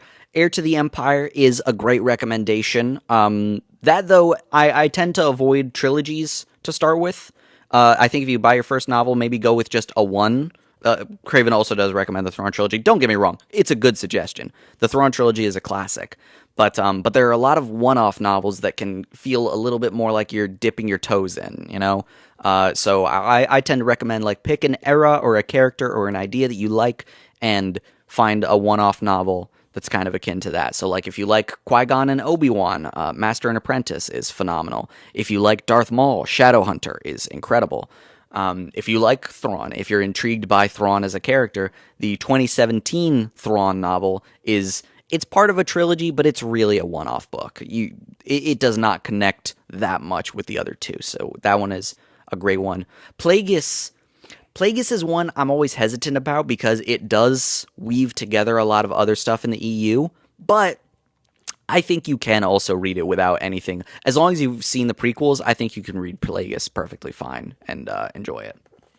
Because I hadn't read some of the stuff it ties into when I read it, and it just reads as, like, additional information. You understand what it is in the book, even if you don't know that that's from something else. Let's see, you like Star Wars, but you like Lord of the Rings just a bit more? That's fair. Lord of the Rings is phenomenal. I mean, I've said before, like, especially if we're talking, like, just the movies, the Lord of the Rings trilogy is by far the best trilogy of any of the, if we're counting Star Wars trilogies and Lord of the Rings, even the originals don't come close to the Lord of the Rings movie trilogy. It's simply better. But Star Wars, like, the world and the tone of it are more up my alley, so I adore them. Oh, David started with the Kenobi book. Kenobi is a fantastic one. That's another great one-off novel. But you usually prefer more continued stories. I suppose, yeah, if someone really likes trilogies, if they like longer series, then you could start with those. But yeah, I tend to say going with just a one-off book that you can read, enjoy, and then, like, try diving into something else. Maybe then you try a trilogy. But if you start with book 1 of 3, especially as we're talking about, like, how long some of these are, it can feel like you're starting with a book that's, like, 3 books long, and it's like, oh my gosh, this is daunting. Whereas one book, it's like, okay, I finished that one. Maybe I'll start a trilogy now. Maybe I'll go on to something else. Death Troopers is not a bad one. I like Death Troopers a lot more than I expected to. Let's see. To me, the most mysterious thing is Abeloth, because in your country, you don't have the book she appears in. Okay. I don't know that I would say that's then mysterious so much as, like, inaccessible. But that is, I was going to say unfortunate, and it is unfortunate. You know, I'll land on, it's unfortunate to not have access to any books in the series. The reason I was hesitant is because they're not really regarded as the best ones. Fate of the Jedi was controversial, to say the least. Thank you, Craven, for the follow. Kevin, you just came in at the Lord of the Rings trilogy is the best. Which trilogies did we discuss? Just broadly, I was saying the 3 Star Wars trilogies next to Lord of the Rings, and we'll add in even The Hobbit too. If we're looking at movie trilogies, Lord of the Rings is so much better than all the other ones that are in contention there. The originals are the closest, but they are still a solid gap below Lord of the Rings, and then the prequels, sequels, and Hobbit are all a pretty big gap below that. No hate towards Star Wars. Oh yeah, none here either. I mean, obviously, I adore Star Wars, but like we could be reasonable and say those are some of the greatest movies of all time, near impeccable films. It's more so a testament. I think the Lord of the Rings may be the greatest movie trilogy in history. I don't know that I can think of anything that comes close. Like, other movies tend to flub it around the third. You know, you look at, like, The Godfather, Back to the Future. Great trilogies overall, but, like, the third one is a little weak. Heck, Star Wars, the original trilogy, Return of the Jedi is much weaker than the other two. And Lord of the Rings is the only one where the third one may be the best. Let's see. Which novels include Mara Jade? If you're looking for Mara Jade, if you wanted a one-off with Mara Jade, I could recommend Allegiance by Timothy Zahn. This is set during the original trilogy and focuses on Mara Jade investigating some misdoing as a squad of stormtroopers defects from the Empire. But the main recommendation for Mara Jade is going to be Heir to the Empire, as we said earlier. It's her first appearance. It's the book that really focuses on her and, you know, her what is generally understood as her main character arc. So what is it called again? Allegiance is the one-off book, and Heir to the Empire is the first book in the trilogy. Let's see. You started reading DC Comics, you noticed the difference between the last Star Wars comics. You feel like years ago, there were a lot of good comics, and now they are always about Luke in the trilogy. I don't know about that. I mean, we're getting Jedi Knights, or we just finished Jedi Knights, which ended, which was during prequel era. We're about to get one about Kelleran Beck and Jar Jar Binks. I think there are some, or there are a fair amount even that are outside of that. Let's see. You prefer Lord of the Ring as a trilogy, but you think The Hobbit might have the better first movie of the two. I don't know about that. Fellowship is phenomenal. I will say, like, The Hobbit, the first movie is by far the best one. The Hobbit is a great example of, by the second movie, it's way off the rails, but that first movie is still pretty good. There's a lot of really solid stuff in The Hobbit. Can you show off the most rare book in Star Wars you have? I can. I'll have to grab it off the wall. Give me a second. Yeah.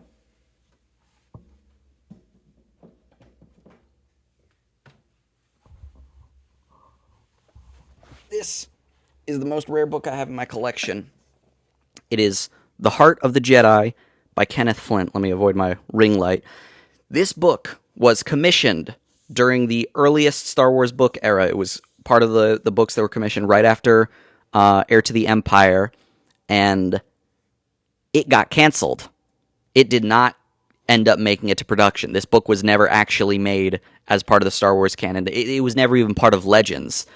This was independently, and I should add, illegally published decades later, around like 2015, in a very brief run. So there are only like probably a couple hundred to couple thousand of these in existence. And they essentially don't and can't exist anymore. So it's easily the rarest one I've got. It's also not necessarily all that good, but it's neat. It's a cool collector's item. Let's see. After Revenge of the Sith, what should be the next book you read? Because I see also, yeah, you're halfway through. Nice. I hope you're loving it. What should be the second book? I'd say my usual recommendation stands, which is find a book that's interesting to you. Find some character, some idea that appeals. I recommended earlier Master and Apprentice, Maul Shadowhunter, Kenobi. A lot of great one-off books that you could try and check out. Revenge of the Sith is the only one that I would blanket say everyone should read this. Let's see. What Jar Jar, you didn't know that? Here in Spain, the comics and novels come like months later. Oh, yeah. But yeah, no, they're making, yeah, it's a Jar Jar and Kelleran Beck team up. Kelleran Beck being the Jedi Master played by Ahmed Best, who also played Jar Jar back in the day, which is really cute.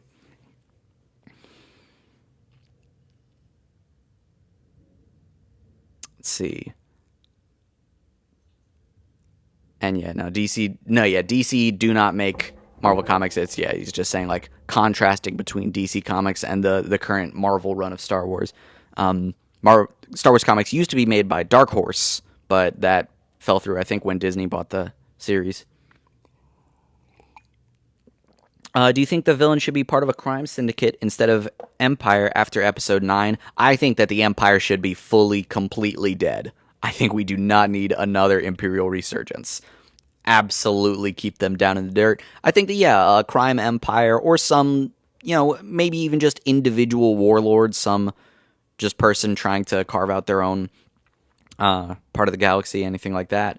I've talked a lot about how I think that Darth Talon would be a cool, or I've said I don't want her to be Darth Talon, I want her to just be Talon, but Talon would be a cool rival for Rey. The rarest book in your collection is Last Command, signed by Zahn. That's sick. I would love to get a Zahn autographed. I have Matthew Stover's autograph just on a book plate that I never put into a book. I just have it in a little picture frame on my shelf.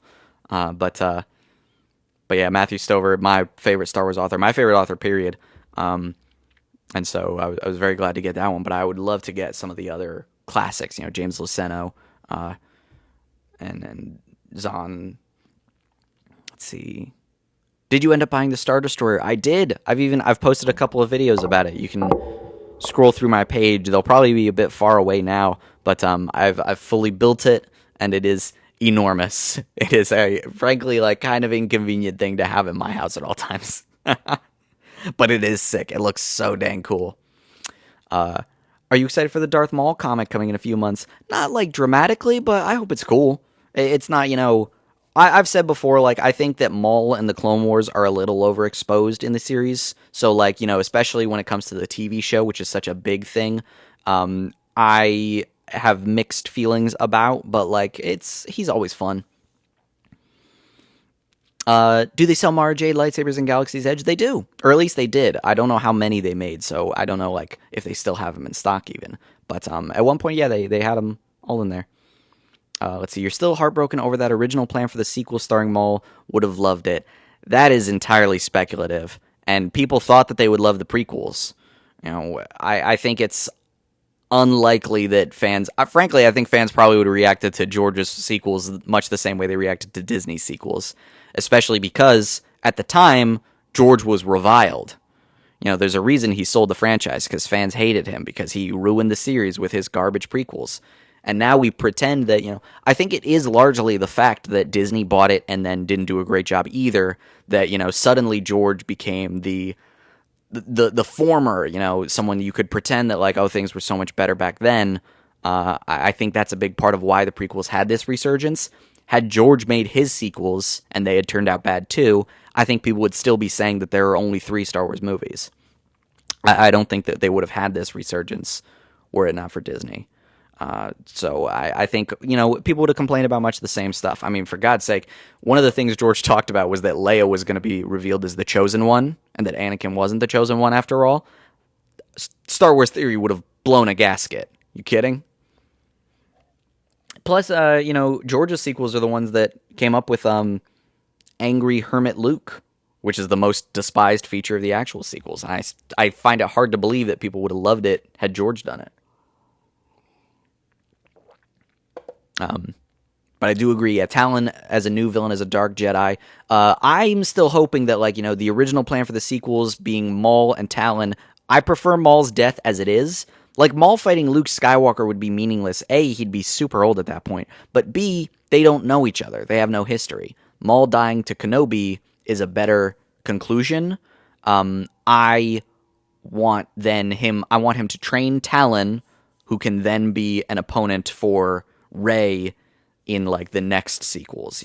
I think that that's a cool combination. I've talked a lot about how I think that there's a nice broad audience appeal where you get a sort of girl power thing from a female lead and a female villain, but also if Darth Talon looks anything like what she did in the comics, then the boys are going to like it too. So I think it's a nice way of capturing both audience.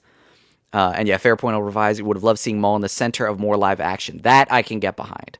As much as, I tend to like have mixed feelings about, like I said, more Maul in general, I'm iffy on. I wish we had gotten the sequel that Solo was clearly teasing, where we could see Maul doing some real crime lord stuff at the top of his game. But it's tricky to do live action Maul nowadays, considering his face and voice don't match up. Maybe if he had like a face mask of some sort, give him a Darth Malgus thing. If George Lucas created the sequels, would Luke still go to an island? Yeah. George approved like concept art of Luke on his island. He was described as a Colonel Kurtz like character. Colonel Kurtz being from Apocalypse Now, who was a former American GI that essentially vanished into Vietnam and became a cult leader. So if anything, like the way that George's treatments described Luke is a little bit worse and a little bit like meaner than what the sequels had. So it would have been similar. The only difference is that George's treatments had Luke and that storyline as movie one. So J.J. Abrams, when he came in, he saw that. People say that he like threw away George's treatments. No, he moved them back. He said that like, okay, we can do this like darker story about bringing Luke back from despair, but like that would be a really rough way to reintroduce the series. So he said, let's do something fun and lighthearted with, adventure first. And I have my criticisms of what he did, but I understand that approach to it. So, he essentially made the prequel, episode 7, to what George's movies were going to be, which is episode 8.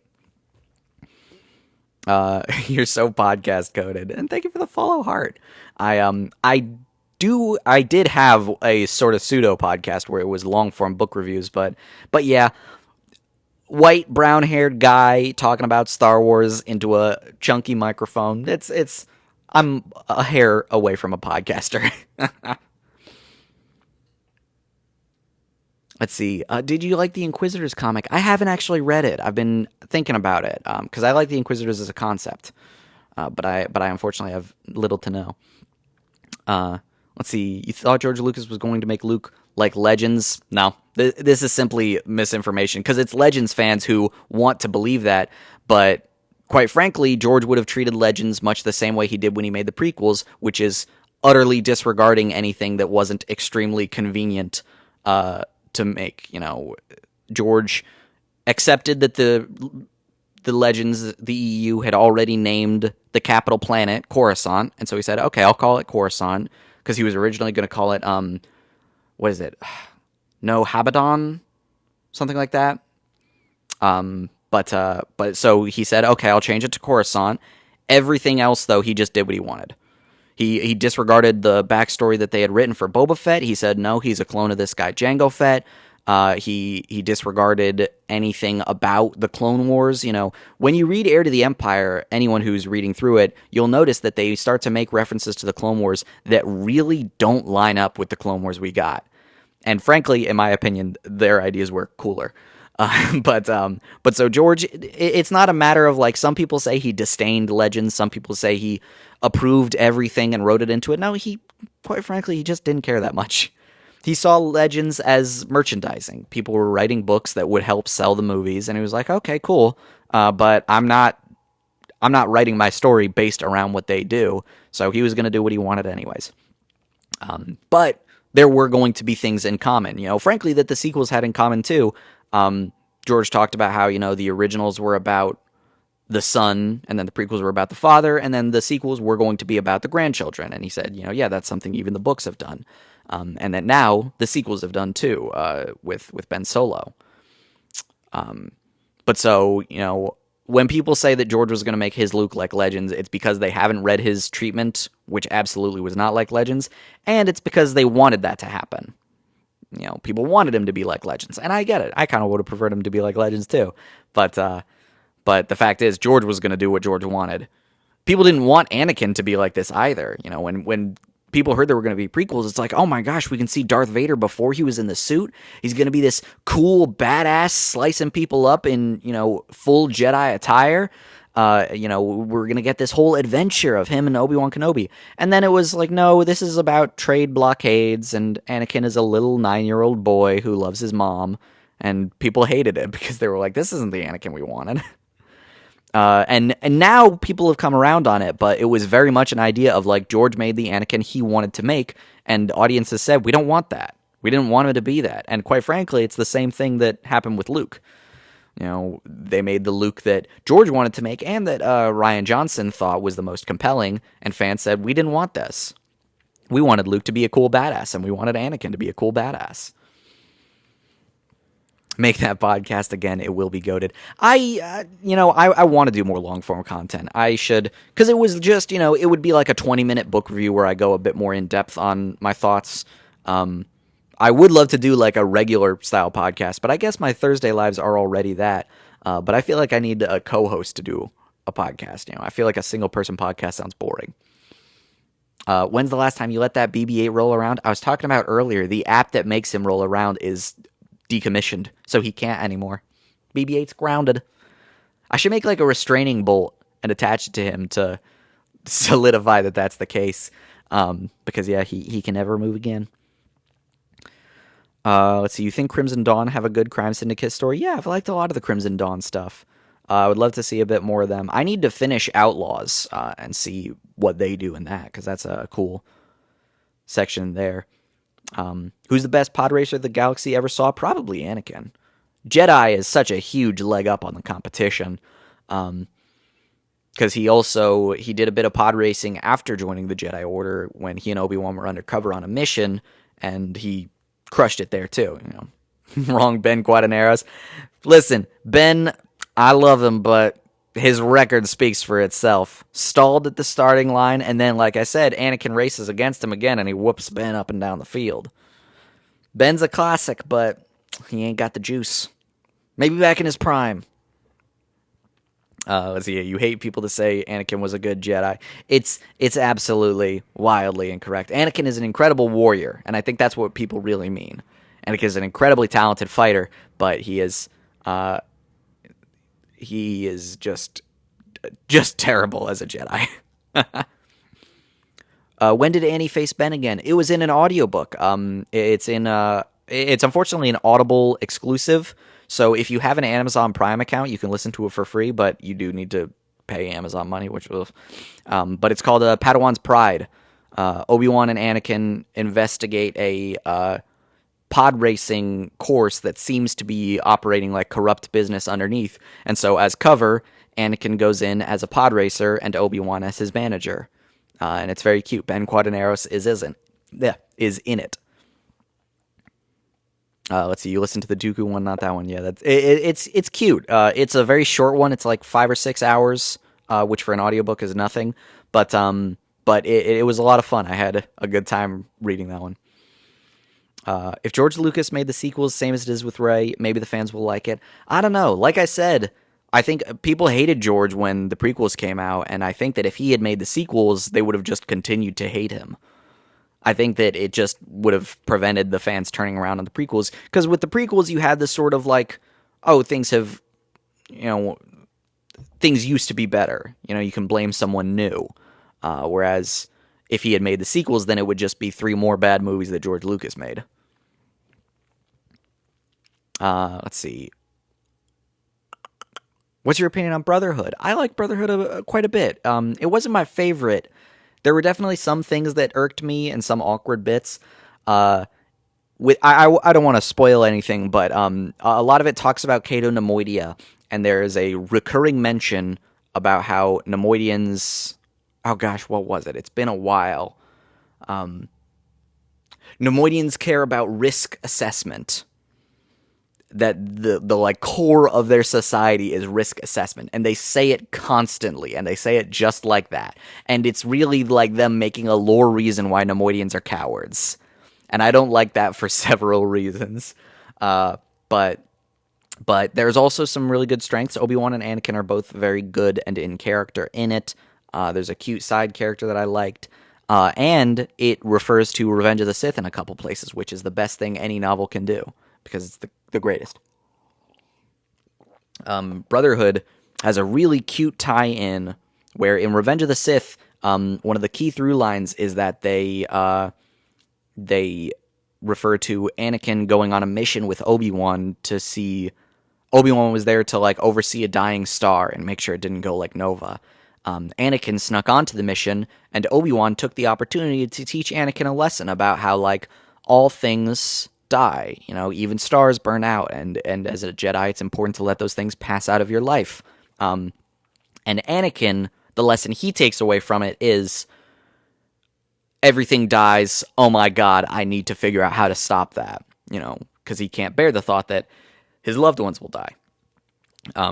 Then Brotherhood has Obi-Wan reflecting on his perspective on it, where he thinks that he's taught Anakin a valuable lesson about detachment. He thinks that he's gotten through to Anakin. And it's a nice, like, sort of, you see both of their perspectives on the same event and how drastically those differed. Of course, Anakin thought that. Yeah, it's such a good device in the book because, throughout it, as Padme, as he learns that Padme is dying, as he wonders, like, am I going to be able to save him? There's constantly just the whisper in the back of his mind, even stars burn out. And it really is like the driving force behind Anakin, that very formative moment there, as well as a great reference to the sun dragons of Tatooine. But yeah, Brotherhood, it's cute. I'd say, I'm trying to remember if I've reviewed it or not. I'd say it gets like maybe a 6 out of 10 from me. Good, nothing extraordinary, but it's a fun, workable novel. What if Padme was a secret dark Jedi? The ripple effects would be so tremendous. I don't think I could do the math. I mean, I guess it depends on if Palpatine is interested in her as an apprentice. Because if not, he'd probably just kill her much the same. But, thoughts on Grey Jedi? My thoughts are that can refer to two things, one of which is terrible. And we need to come up with a different term for the other one. Bokken Jedi is what I like to refer to what some people call Grey Jedi, which means a Bokken Jedi is just someone who doesn't necessarily follow the Jedi Council or the Jedi Order's ways. People like Ahsoka Tano, Qui-Gon Jinn, you're sort of renegades. They are fully committed to the light side of the Force, but they just have their own way of doing things. Those are fine. Those are super chill. People who use the dark side and the light side equally that's the other kind of Grey Jedi. That is contradictory to the themes of the series, and it doesn't work. I do not like Grey Jedi, and they are not canon, and they never will be. Because the dark side, it's like the One Ring. You cannot just use both. It will consume you, and you will be a dark side Force user. You're not Grey. You're just a dark sider who's lying to himself. Do you think the Star Wars universe needs zombies? I've talked about that a lot. I can live with the kind that's in Ahsoka, where it's just a reanimated corpse by magic. Jedi Fallen Order did the same thing with, like, corpses coming back to life. I am less a fan of the way that they're present in Death Troopers, which is very much the bloody, bite you to transfer the virus, and, only crave living flesh, classic Walking Dead zombies. I don't like those. That being said, Death Troopers is still a good book, even though the premise is fundamentally something I do not enjoy. So I would rather, you can stick to just someone can bring a corpse back to life and use it for their will, but it's not going to bite someone and transfer that. Was Darth Revan more understanding of the Force than Darth Vader? Probably. I think going to the dark side and coming back. I mean, by the end of his life, Vader, I think, had come to understand it pretty well. But Revan's journey, I think, would give him a more robust understanding of it than Anakin. Anakin, certainly up until the last, 20 minutes of his life, had a very flawed and broken understanding of the Force. So I would say that, yeah, I would definitely give the edge to Revan. Antonio, bruh, Samuel Jackson used both. No, he didn't. This is a bit of misinformation that is everywhere, but he absolutely did not use the light and the dark side. Mace Windu is as committed to the light as any other Jedi on the High Council. What you are referring to is that Mace's fighting style, Vapad, is... Some people say it draws on the dark side of the Force, and they're incorrect, but I can see why they describe it that way. What Vapad does is Vapad relies on him relishing the thrill of battle. It's, Jedi are supposed to be detached, even in combat. It's supposed to be about achieving the closest possible end. Vapad is about him enjoying the act of fighting. It's enjoying beating your enemy. It's enjoying victory. And there's unfortunately a little bit of, you're right on the edge of there's not too much difference between enjoying victory and enjoying defeat, enjoying killing your opponent. And so Vapad brings him to the edge of the dark side. It's him sort of skirting around the idea that he could fall to the dark. He is not using the dark side himself. The fighting style does work stronger against dark side opponents because they are fundamentally people who are also enjoying the battle. It's sort of a symbiosis, but yeah, he is not actually using the dark side in any way. He's essentially just playing with fire. He's running the risk that he could fall to the dark side if he gets lost too much in Vapad. Let's see. Aren't there technically zombies, though mind-controlled, in that one TCW episode on Geonosis? I think those are, again, it's the bugs are dead and reanimated, if I recall correctly, because it's been a while since I've watched that one, but I do think you're right. But again, those are it's a reanimated corpse, but there's none of the bite you to transfer the virus and spread. It's just these bodies are coming back to life, which I can live with. The Force is mysterious and magical. As long as it's not too literal a Walking Dead zombie, I'm fine. Should we have more stories about crime syndicates like Crimson Dawn? Absolutely, and we're about to. Maul Shadow Lord, I'm certain, is going to be largely syndicate-focused. Crimson Dawn will be a cool one to see, and I'm sure it'll be a big part of it, considering Maul's particular connection to Crimson Dawn. I'm hoping... I want to get some of Black Sun. Get some of the Faline into this. I would love to maybe even recanonize Prince Shizor. I think he is canon. I think Prince Shizor exists, but we've never seen him. So I would love to get our favorite canceled crime lord back into Star Wars. Maybe tone him down a little bit. Let's see. Cal Kestis versus Ahsoka? Probably Ahsoka. She's got more experience. The Jedi Academy games have some protagonists in the books. In the book, is there any important character from the games? Let's see. I think so. So Kyle Katarn, I haven't actually played the Jedi Academy games. I've played some of the Dark Forces ones. But Kyle is at the Jedi Academy. No. I don't think he's in the Jedi Academy games, is he? Is he still around there? But Kyle Katarn is in some of the books. They include him in some of the new Jedi Order. Okay, he is. Perfect. Because, yeah, he's the protagonist of Dark Forces, but I think by the time you get to Academy, he's a side character, right? Because you play as, a new guy in Academy, don't you? I also believe... Isn't Brackus from Jedi Academy? Oh, Kyle's your teacher? Oh, that's sick. That's cool. Is Brackus from Jedi Academy? I believe he was... Because Brackus shows up in the Young Jedi Knights books as the... Well, I suppose it's spoilers to say how he appears, but Brackus is in those. You don't remember him, but maybe. I believe he's one of the students... I don't want to spoil in case anyone hasn't played it. Well, I guess I was just talking about the statute of limitations on spoilers. Brackus is the villain, and and I believe he comes from the Jedi Academy games, which is another cute tie-in. But I don't think one of them may canonize the protagonist from Jedi Academy. I think I've talked about with someone the fact that, it's a little frustrating that in Jedi Academy you can customize your character and you can make them like an alien. You can make them any interesting race you want, but then in the books, I believe they're eventually canonized, and I think they're just a human, which I remember someone saying is like boring. JKTKE was the protag of Jedi Outcast. I feel like there's a bit of a typo there. You like more stories like Skeleton Crew? I would too. I think Skeleton Crew is a fun like side adventure. If everything Star Wars was making was to the par of Skeleton Crew, I would be very happy. Skeleton Crew was mid. We didn't even see any real Jedi. That's not the measure of a good show. The question is it a good story? Is it fun? Are the characters likable and charming? Andor doesn't have any real Jedi, and it's phenomenal.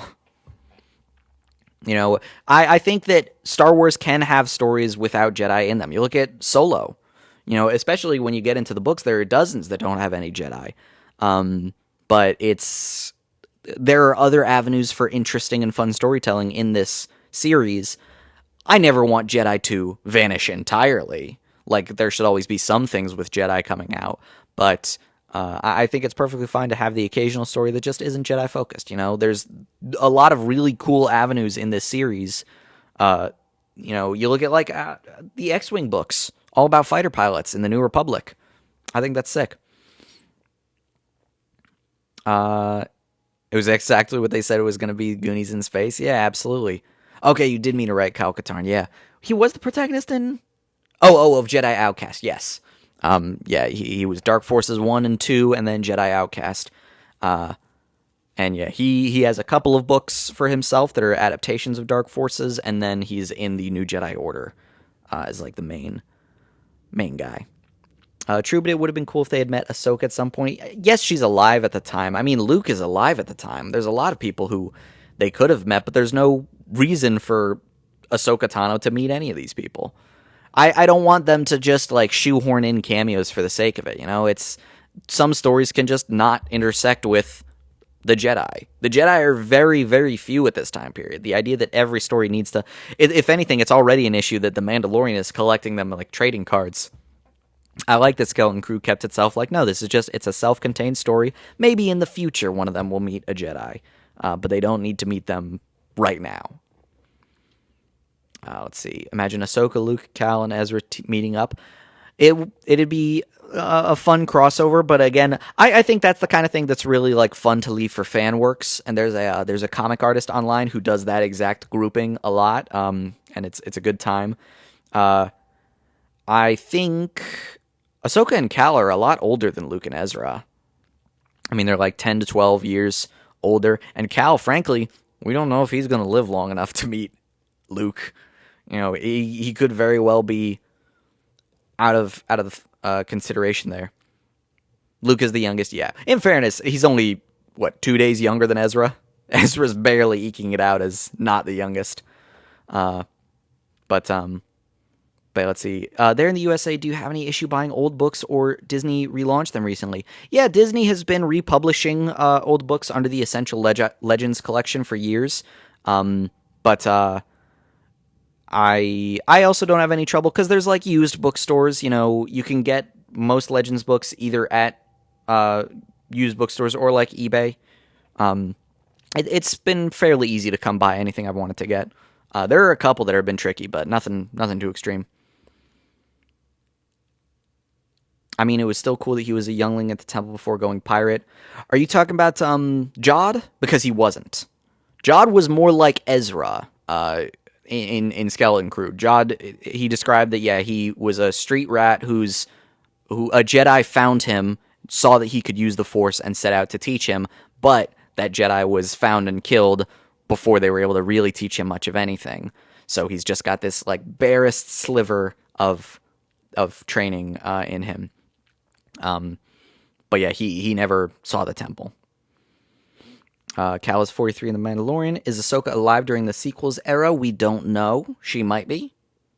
they're a little bit cagey on it. You know, they don't want to commit to her being anywhere or anything because that would limit, like, maybe they choose to kill her.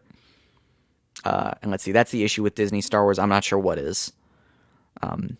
But how has your opinion of Legends changed as Disney has been fully able to flesh out their canon? That's a good question. Largely, I think it's stayed the same. You know, my opinion on Legends isn't really measured by what Disney has done. I think there are some things that Disney has done, like, better than Legends, but I think there are also a lot of things that Disney has done worse than Legends.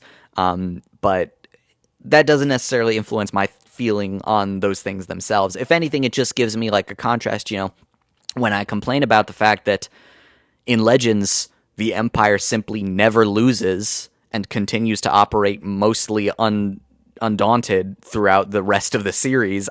I think that's a huge issue. It is nice to be able to point to the canon alternative where, like, no, they were defeated and they huddled away in the darkness for a couple years until a flailing resurgence where they were again wiped out of existence. That is, to me, a better use of the Empire. It's nice to be able to point to that, but, like, it doesn't really augment how I already felt about the original one. Let's see, yeah, you thought he had a master at some point? He did, in the same way that, like, Ezra had Kanan as a master. Jod had a Jedi master, but, you know, very briefly. Let's see, you see a lot of toxic people saying Disney Star Wars isn't canon, but they are canon. Yeah, it's one of the things I push against most. Like, criticism is fine. Saying you don't like Disney Star Wars, like, totally okay. I do, like, have, you know, comments within that, but, like, there's nothing wrong with it. Saying it isn't canon, I think it's such a mistake to intentionally set yourself up as, like, I am wrong often. And proudly, and I will die on the hill of something that I know is factually untrue. You know, oh, Disney Star Wars isn't canon. Well, you know that's not right. So you're intentionally setting yourself up as someone who is wrong and refuses to understand the fact of the situation. Say that it's bad. Say that Legends was better. Say that, you know, this or that or anything else. Like, those are fine. Those are statements of opinion, and they're not unreasonable ones in many cases. But to say that it's not canon, like, it's simply factually untrue, you're undermining everything you say with the fact that you will proudly and staunchly stand by a false statement that you know is false. I think it's a mistake. Let's see. You heard that they continue expanding Legends with DLCs of the Old Republic. True. DLCs of the Old Republic are still technically part of Legends. In fairness, I didn't like any of the stuff that the Old Republic MMO added before it became non-canon. I don't care much now either. I think it's, you know, a lot of that stuff, it really jumps the shark, and so, like, you know, yes, it's technically still part of Legends, but it's the part that I always just kind of ignored anyways. I do believe it's mostly, like, skins and new outfits. I don't know if they've done any major expansions since. I think, actually, no, there have been some story additions since the buyout, so, like, it has expanded Legends, technically.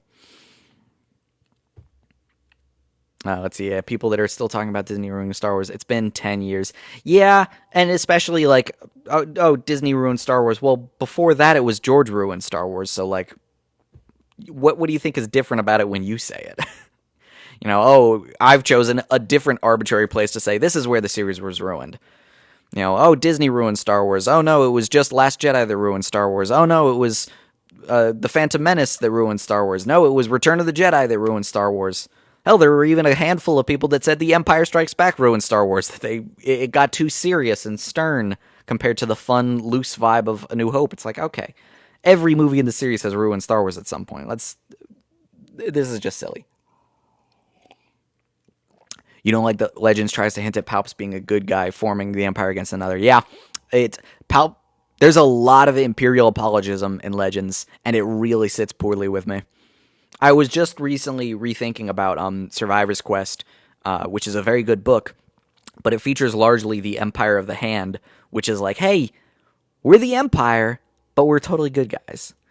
You know, yes, we're Imperial stormtroopers, and we're the heirs to the Empire that was, and we are fully, in every way, the continuation of the galactic empire that blew up Alderaan, but we're totally cool now. We're nice and good, and this is one of those good empires you've heard about, you know? Those empires that are benevolent and kind. It's like, that's not really a thing. Imperialism is bad on a fundamental level. Ugh. And yeah, you know, oh, Palpatine was just preparing for the Yuuzhan Vong. People saying, oh, the Empire would have won the war. No. Thrawn was preparing for the Yuuzhan Vong. Thrawn, you can say it for. Palpatine was an evil, cruel ghoul who wanted to dominate all life in the galaxy. Let's see. Legends characters versus canon characters. Just in general, I don't know that I would choose one. Both have some phenomenal characters. Both also have a handful of characters that I really don't like. I'm trying to think. I guess if I were to give the edge to one, I prefer the way that the Legends characters... I prefer the way that the original movies characters proceeded in Legends. You know, as much as I complain about the Empire, I do prefer, like, Luke successfully establishing his new Jedi Order. Han and Leia living relatively peacefully. There's some stuff I don't like about that, but, you know, they stay married. Their family stays mostly together. I prefer the way that most character storylines worked out in Legends. I think Chewie is the only exception. He shouldn't have died. Spoilers. But I think that would probably be what gives the edge to Legends characters overall. But there are some really phenomenal canon characters. The Empire would demolish the Vong? No, they would not. The Empire would be absolutely torn to shreds by the Vong. The Vong's entire strategy is about fomenting rebellion and revolt in worlds controlled by their opponents. And the fundamental weakness of the Empire is that they were already doing that for the Vong. They were essentially doing the Vong's work for them by giving themselves weaknesses. The fact that the rebellion defeated the Empire shows that no, the Empire would not have crushed the Vong. They would have been absolutely blown to smithereens. A weaker and less capable force took out the Empire. They would not have stood a chance against the Vong. The only thing that gave the Republic the ability to defeat the Vong is that they had Jedi, which the Empire cruelly and stupidly disregarded. If they had won the war, the Death Star, and a fully focused Empire against the Vong, the Empire could never be fully focused because it was fundamentally built on infighting and competitiveness. And the Death Star would be useless against the Vong because they're not localized to one planet. The Death Star only exists for blowing up, you know, worlds. Like, as a military outpost, it's not very effective. You know, you look at the Battle of Endor. Like, the Death Star was firing on ships, but, like, it's still lost. Let's see. How much is there of that Legends continuation of Luke's Academy? And so, a ton. You know, Luke's Jedi Academy is formed in the Jedi Academy trilogy, which then it continues. Let me actually, I can show you. The Jedi Academy trilogy is right back here, and then all the rest of this is Legends. There are 2 canon books at the end, but all the rest of that has Luke's Jedi Academy, you know, often in the background, but it's growing and changing. And then you get to the New Jedi Order, which is about Luke's Academy fighting back against the Vong. It's the New Jedi taking War to the Galaxy. Those are 20 books in the New Jedi Order. Then there's Legacy of the Force, which is also about the New Jedi taking on a new Sith threat. And they also are, you know, another, I think, 9 books. Then there's Fate of the Jedi, which is another 7 or 8. And it further continues. You know, there's a lot of Jedi stuff. It's disingenuous to say that the rebellion fully won the war when that's not the case in Legends. So A, you're not wrong. That's a part of the problem with Legends. But B, it still is them crumbling and getting bisected by a superior military force. They for sure... You can say it's disingenuous to say the rebellion fully won the war. It's outright false to claim that the Empire won it. They lost. And they lost big time. And especially in the regard that would lead to them standing a chance against the Yuuzhan Vong, which is being a strong, unified force, complete failure. Like, even if we disregard the rebellion, warlords like Jinja splitting off and attacking on their own shows how completely ineffective the Empire would be against the Vong. Because you're saying a unified empire that didn't exist even during the Empire. At no point is there a unified empire because it is fundamentally promoting the self-serving and cruel. If the Empire were taken against the Vong, you'd have people like Jinja trying to defect and make a deal with the Vong to save their own skins. I'll ally with you if you leave me a couple of planets. It would probably fail. The Vong aren't really interested in that, but... Let's see, just finished reading Jedi Search for the first time and enjoyed it a lot. I'm glad you did. I am not a particular fan of the Jedi Academy trilogy, but I'm glad that you had fun. Let's see, as soon as the Vong engaged the Empire, the rebellion would have swept in and helped end it. I mean, you're saying in a hypothetical where, the rebellion is already fighting, the rebellion wouldn't have been capable of helping end it either. Again, the only reason that the New Republic stood a chance was because they had Jedi. The rebellion would have been just as doomed. Don't you have a feeling that there's a lot of media in Luke and Clone Wars, but things like the Rakata and things before KOTOR only had a few comics and books?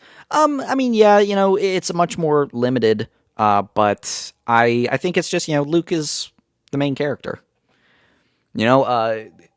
Back in the day, these were all sequels to just the original trilogy. There was nothing else to base it around. So, people, they made most of these books, or at least a very sizable chunk, before there even was anything else to base it around. And the Vong I'm new to Legends. The Yuzan Vong was an alien race from outside of our galaxy that waged war on the New Republic. They're an incredibly dangerous and incredibly alien species that are... It's not quite accurate to say it, but the gist is that they are disconnected from the Force. So they, they're incredibly difficult even for a Jedi to fight against.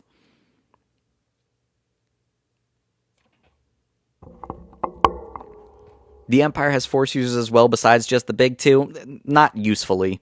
Having Dark Knights like Jarek, they're defeated by the average rabble, And again, they are fundamentally infighting, self-serving cowards.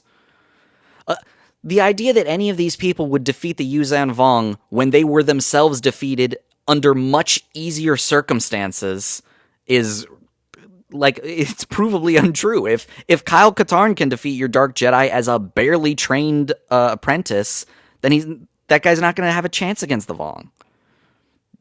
Kyle Katarn as a master struggled against the Vong. Everyone did. It's so out of, the Empire's capability. The Empire was always a fragmented, terrible... The Inquisitors wouldn't have been much help. Exactly. Inquisitors are, cannon fodder, because fundamentally the Empire is built around keeping people as weak as possible. Palpatine, he'll allow Dark Jedi, but he's not going to let anyone who poses a threat to him live. Luke would encourage someone stronger than him. He would love having people stronger than him. And he wants people to get stronger than him. That's the fundamental difference. Luke encourages growth, whereas Palpatine is, often killing his own people. You heard Tom Cruise was on the set of Starfighter. Yeah, he supposedly filmed a scene for it, which is hilarious. I think that's super cool. I'm very much looking forward to seeing and trying to, maybe spot out, which of this did Tom Cruise shoot? I hope that they, go in afterwards and say, yeah, these are the shots Tom did. Because I think that would be fun. Oh my gosh, it's 1 o'clock. Holy cow. I meant to get off at 12:10. That was what I said. I have gotten so distracted here, but it's been such a good time talking to you all. But I really should get off now and tend to my cat, who's been feeling a little under the weather. Let's see. You thought he directed a lightsaber scene? He did. That's at least what they've said is, he directed a lightsaber battle, which we didn't know up to then that there was a lightsaber battle. So it is very interesting to hear that that's the case. Sheev had prior knowledge of the Vong. What made the Vong a huge threat was them getting settled. What made the Vong a huge threat was their massive numbers and overwhelming firepower.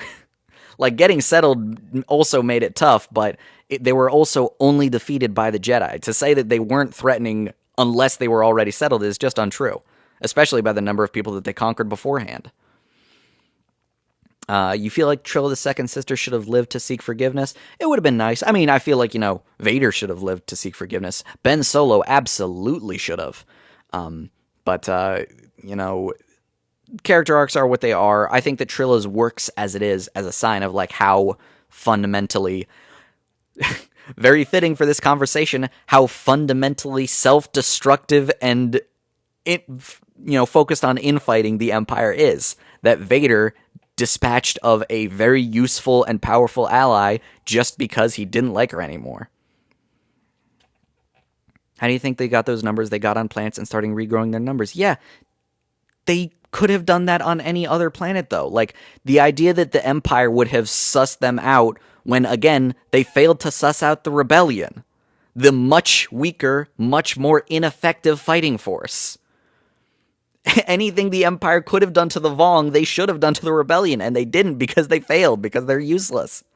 The Empire is fundamentally a crumbling, self-serving empire that was never going to last much longer than it did. Because even its most powerful warriors eventually betrayed each other, as was their entire creed.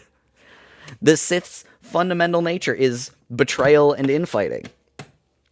So let's see, someone asked before I go, can I show off my lightsabers? And I can. The Empire had high nepotism in the ranks, also very true. They promoted people based on sycophancy and how well they could kiss up to their superiors, not based on competence, which cannot be said about the New Republic, or even the, Empire of the Hand that was useful against the Vong. The newer version of the Empire that grew from the ashes of the crumbling, ineffectual old Empire was more capable of taking on the Vong than the original one was, because it tried to do away with that stuff. Much as I don't like that as a story element, it still is true. So here, this is my Saberoo.com NeoPixel Sable. Yeah, NeoPixel Saber. You can check the link in my bio to check out their website and these ones yourself, because I think this is a really solid one. It's got very nice motion detection. I don't know if you can hear it. I've dampened the sound a lot myself. I literally crammed a tissue in here because I think it's always too loud. But that's just because I don't like loud things in general. It's like a good volume for, like, if you want a lightsaber. But it's very nice. Nice motion sensing, and it's got motion controls like any good. There we go. I bang mine around a lot, so it's gotten a little cagey. If Thrawn had claimed the Emperor's position, ridiculous but still, would he rule the same way? It's not really ridiculous. It was the goal of the Thrawn campaign, and no, he would have absolutely been a different kind of Emperor. It's possible that Thrawn could have created an empire that could stand against the Yuuzhan Vong, but he never got the chance, because the Empire was so self-serving, cruel, and inefficient. But yeah, no, he would never rule the same way. Thrawn was a very different person to Palpatine. It's kind of the fundamental truth of him. And he was the one bringing, word of the Vong. He was the one who actually was setting out to, like, I need to stop this outward threat. And he potentially could have succeeded if he didn't have Palpatine in his way. So let's see, this is my Galaxy's Edge build your own lightsaber. This is the one I assembled myself, and I do adore it. I went with a purple crystal just because the yellow crystals they have look bad. They're very, like, green. Let's see, how much do those lightsabers cost in Galaxy's Edge? This one is the build your own, so I think it's closer to 300. Most of them are in the 200 range. And then if you want to get a new crystal, it's, I want to say, like $20 to $30. The hilt is way too big on those Galaxy's Edge sabers. I agree. Certainly the build your own. The other ones, this is also a Galaxy's Edge replica saber, and it's not too bad, but you can see that it doesn't quite get Luke's shape right. There are NeoPixels that can do that. So it's like those ones are going to be a bit more accurate. But, like, if you get, like, Anakin's saber, which is already more of a cylinder, it looks perfectly accurate. It feels like a good size. It's very nice. This one I got because I love Luke, but, like, it is a little unfortunate that, you can't have the hilt in or you can't have the blade in and have the accurate hilt. Their blind boxes know, like, you buy a red crystal and can get a black one. Yes. Other than that, though, you can just buy, like, other than that, you can choose to buy a yellow crystal, a red crystal, or whatever you want. I bought a yellow crystal. I just don't use it because, like I said, it looks bad. I want to talk about that, and I'd be like, gosh, you guys are keeping me here. I said I'm supposed to get off. But yes, the build your own saber, it's a very cool experience, and I had a lot of fun, but it is really chunky, and I'm not crazy about that. Plus, like, it's restricted by the format. I prefer hilts like Luke's, where the emitter flares out at the base, and that's not really possible with these. But that being said, I still did enjoy it a lot, and I like the lightsaber I have. Yellow is the best color. I agree. I love yellow. Let's see, what's this last one? Right, this is my, I believe, Saber Pro lightsaber with a little bit of customization by me. I added the leather grip here. Let's see, is it charged? No. So I can't turn it on. But this one I usually keep it green because my other one is yellow. But yeah, this one is also very nice. I always had a lot more issue with getting this to do the motion controls. My Saberoo was a lot more responsive. I'm a little concerned by the fact that it wasn't responding here. It's never had that issue before, and I hope I haven't damaged it in some way. When you go to buy Galaxy's Edge, you'll buy so many things. Yeah, it's always inundating at Galaxy's Edge. Let's see. So Chiss Republic, Empire, and Grisk War totally coming. I hope so. I don't know about, like, Empire. I want it to be early New Republic. I want the Grisks to attack and the Chiss to come to the defense during the post Return of the Jedi era. Maybe, like, a little bit after the Mandalorian thing goes on, you know, right after Thrawn gets defeated, whenever that happens. And yeah, I absolutely want the Grisks to attack. I want that to be Luke's big new series. If he's not going to do the New Jedi Order, which is frustrating, if he's not going to be the key part of Heir to the Empire, which is also frustrating, then give him the Grisks, because I think they're cool. Let's see. Yellow's kind of civil. Yeah, it's nice. Is Star Wars Eclipse going to be an RPG? No, it's more like, it's probably going to be the same as Detroit Become Human by the same studio, which is more like a, kind of like a Telltale game. You know, I guess in a sense it's an RPG, but not in the traditional video gamey sense. Someone asked what I got in the liquid blind box. I assume you mean this one, right? With the liquid filling. I got a Porg. This is one of the blind boxes they sell in Disney, and it's really cool. There's a fluid that fills the container, and then yeah, when you purchase it, you know, you pull out a little tab that lets the buttons work. You turn on the light, and then you let the goop drain out, and you see what creature you got in the middle there. It's adorable. It's the Star Wars version of Detroit Become Human, which yeah would be very funny. You got a Rancor and the Frog. Oh, I was kind of hoping for the Frog. The Porg is cool, and I'm glad to have him. But I was kind of hoping like the Rancor would have been cool. Not Oga. What's Boga? It's Boga. Oga and Boga. Getting Boga would have been nice. Whoop. And yeah, an ectoplasmic Porg. Yeah, really, really drowning in the stuff. Oh. But yeah, so there are my lightsabers. There are my Porg. And now I really ought to go and do work around my house. I promised I was gonna. This was supposed to be a short book stream, but I've had such a wonderful time chatting with all of you. Thank you all so much for hanging out. It's been such a pleasure. Like I said, I do chats like this every Thursday at 7, so feel free to swing by for that. That's usually when I do this stuff. But I read Revenge of the Sith around 10 every Sunday, and that's EST, both of those, Eastern Time Zone. And let's see, have a good day, Kevin. You're currently starting out your Star Wars collection. Nice. I wish you luck with that. I wish all of you a very nice rest of your day. I'll see you soon, hopefully. I'll remind anyone who wants to, if you want to join my Discord, there's a link in the bio. You can get updates about when I'm going live to catch these as we're starting. But, you know, one way or another, I hope to see you again. And as always, may the Force be with you.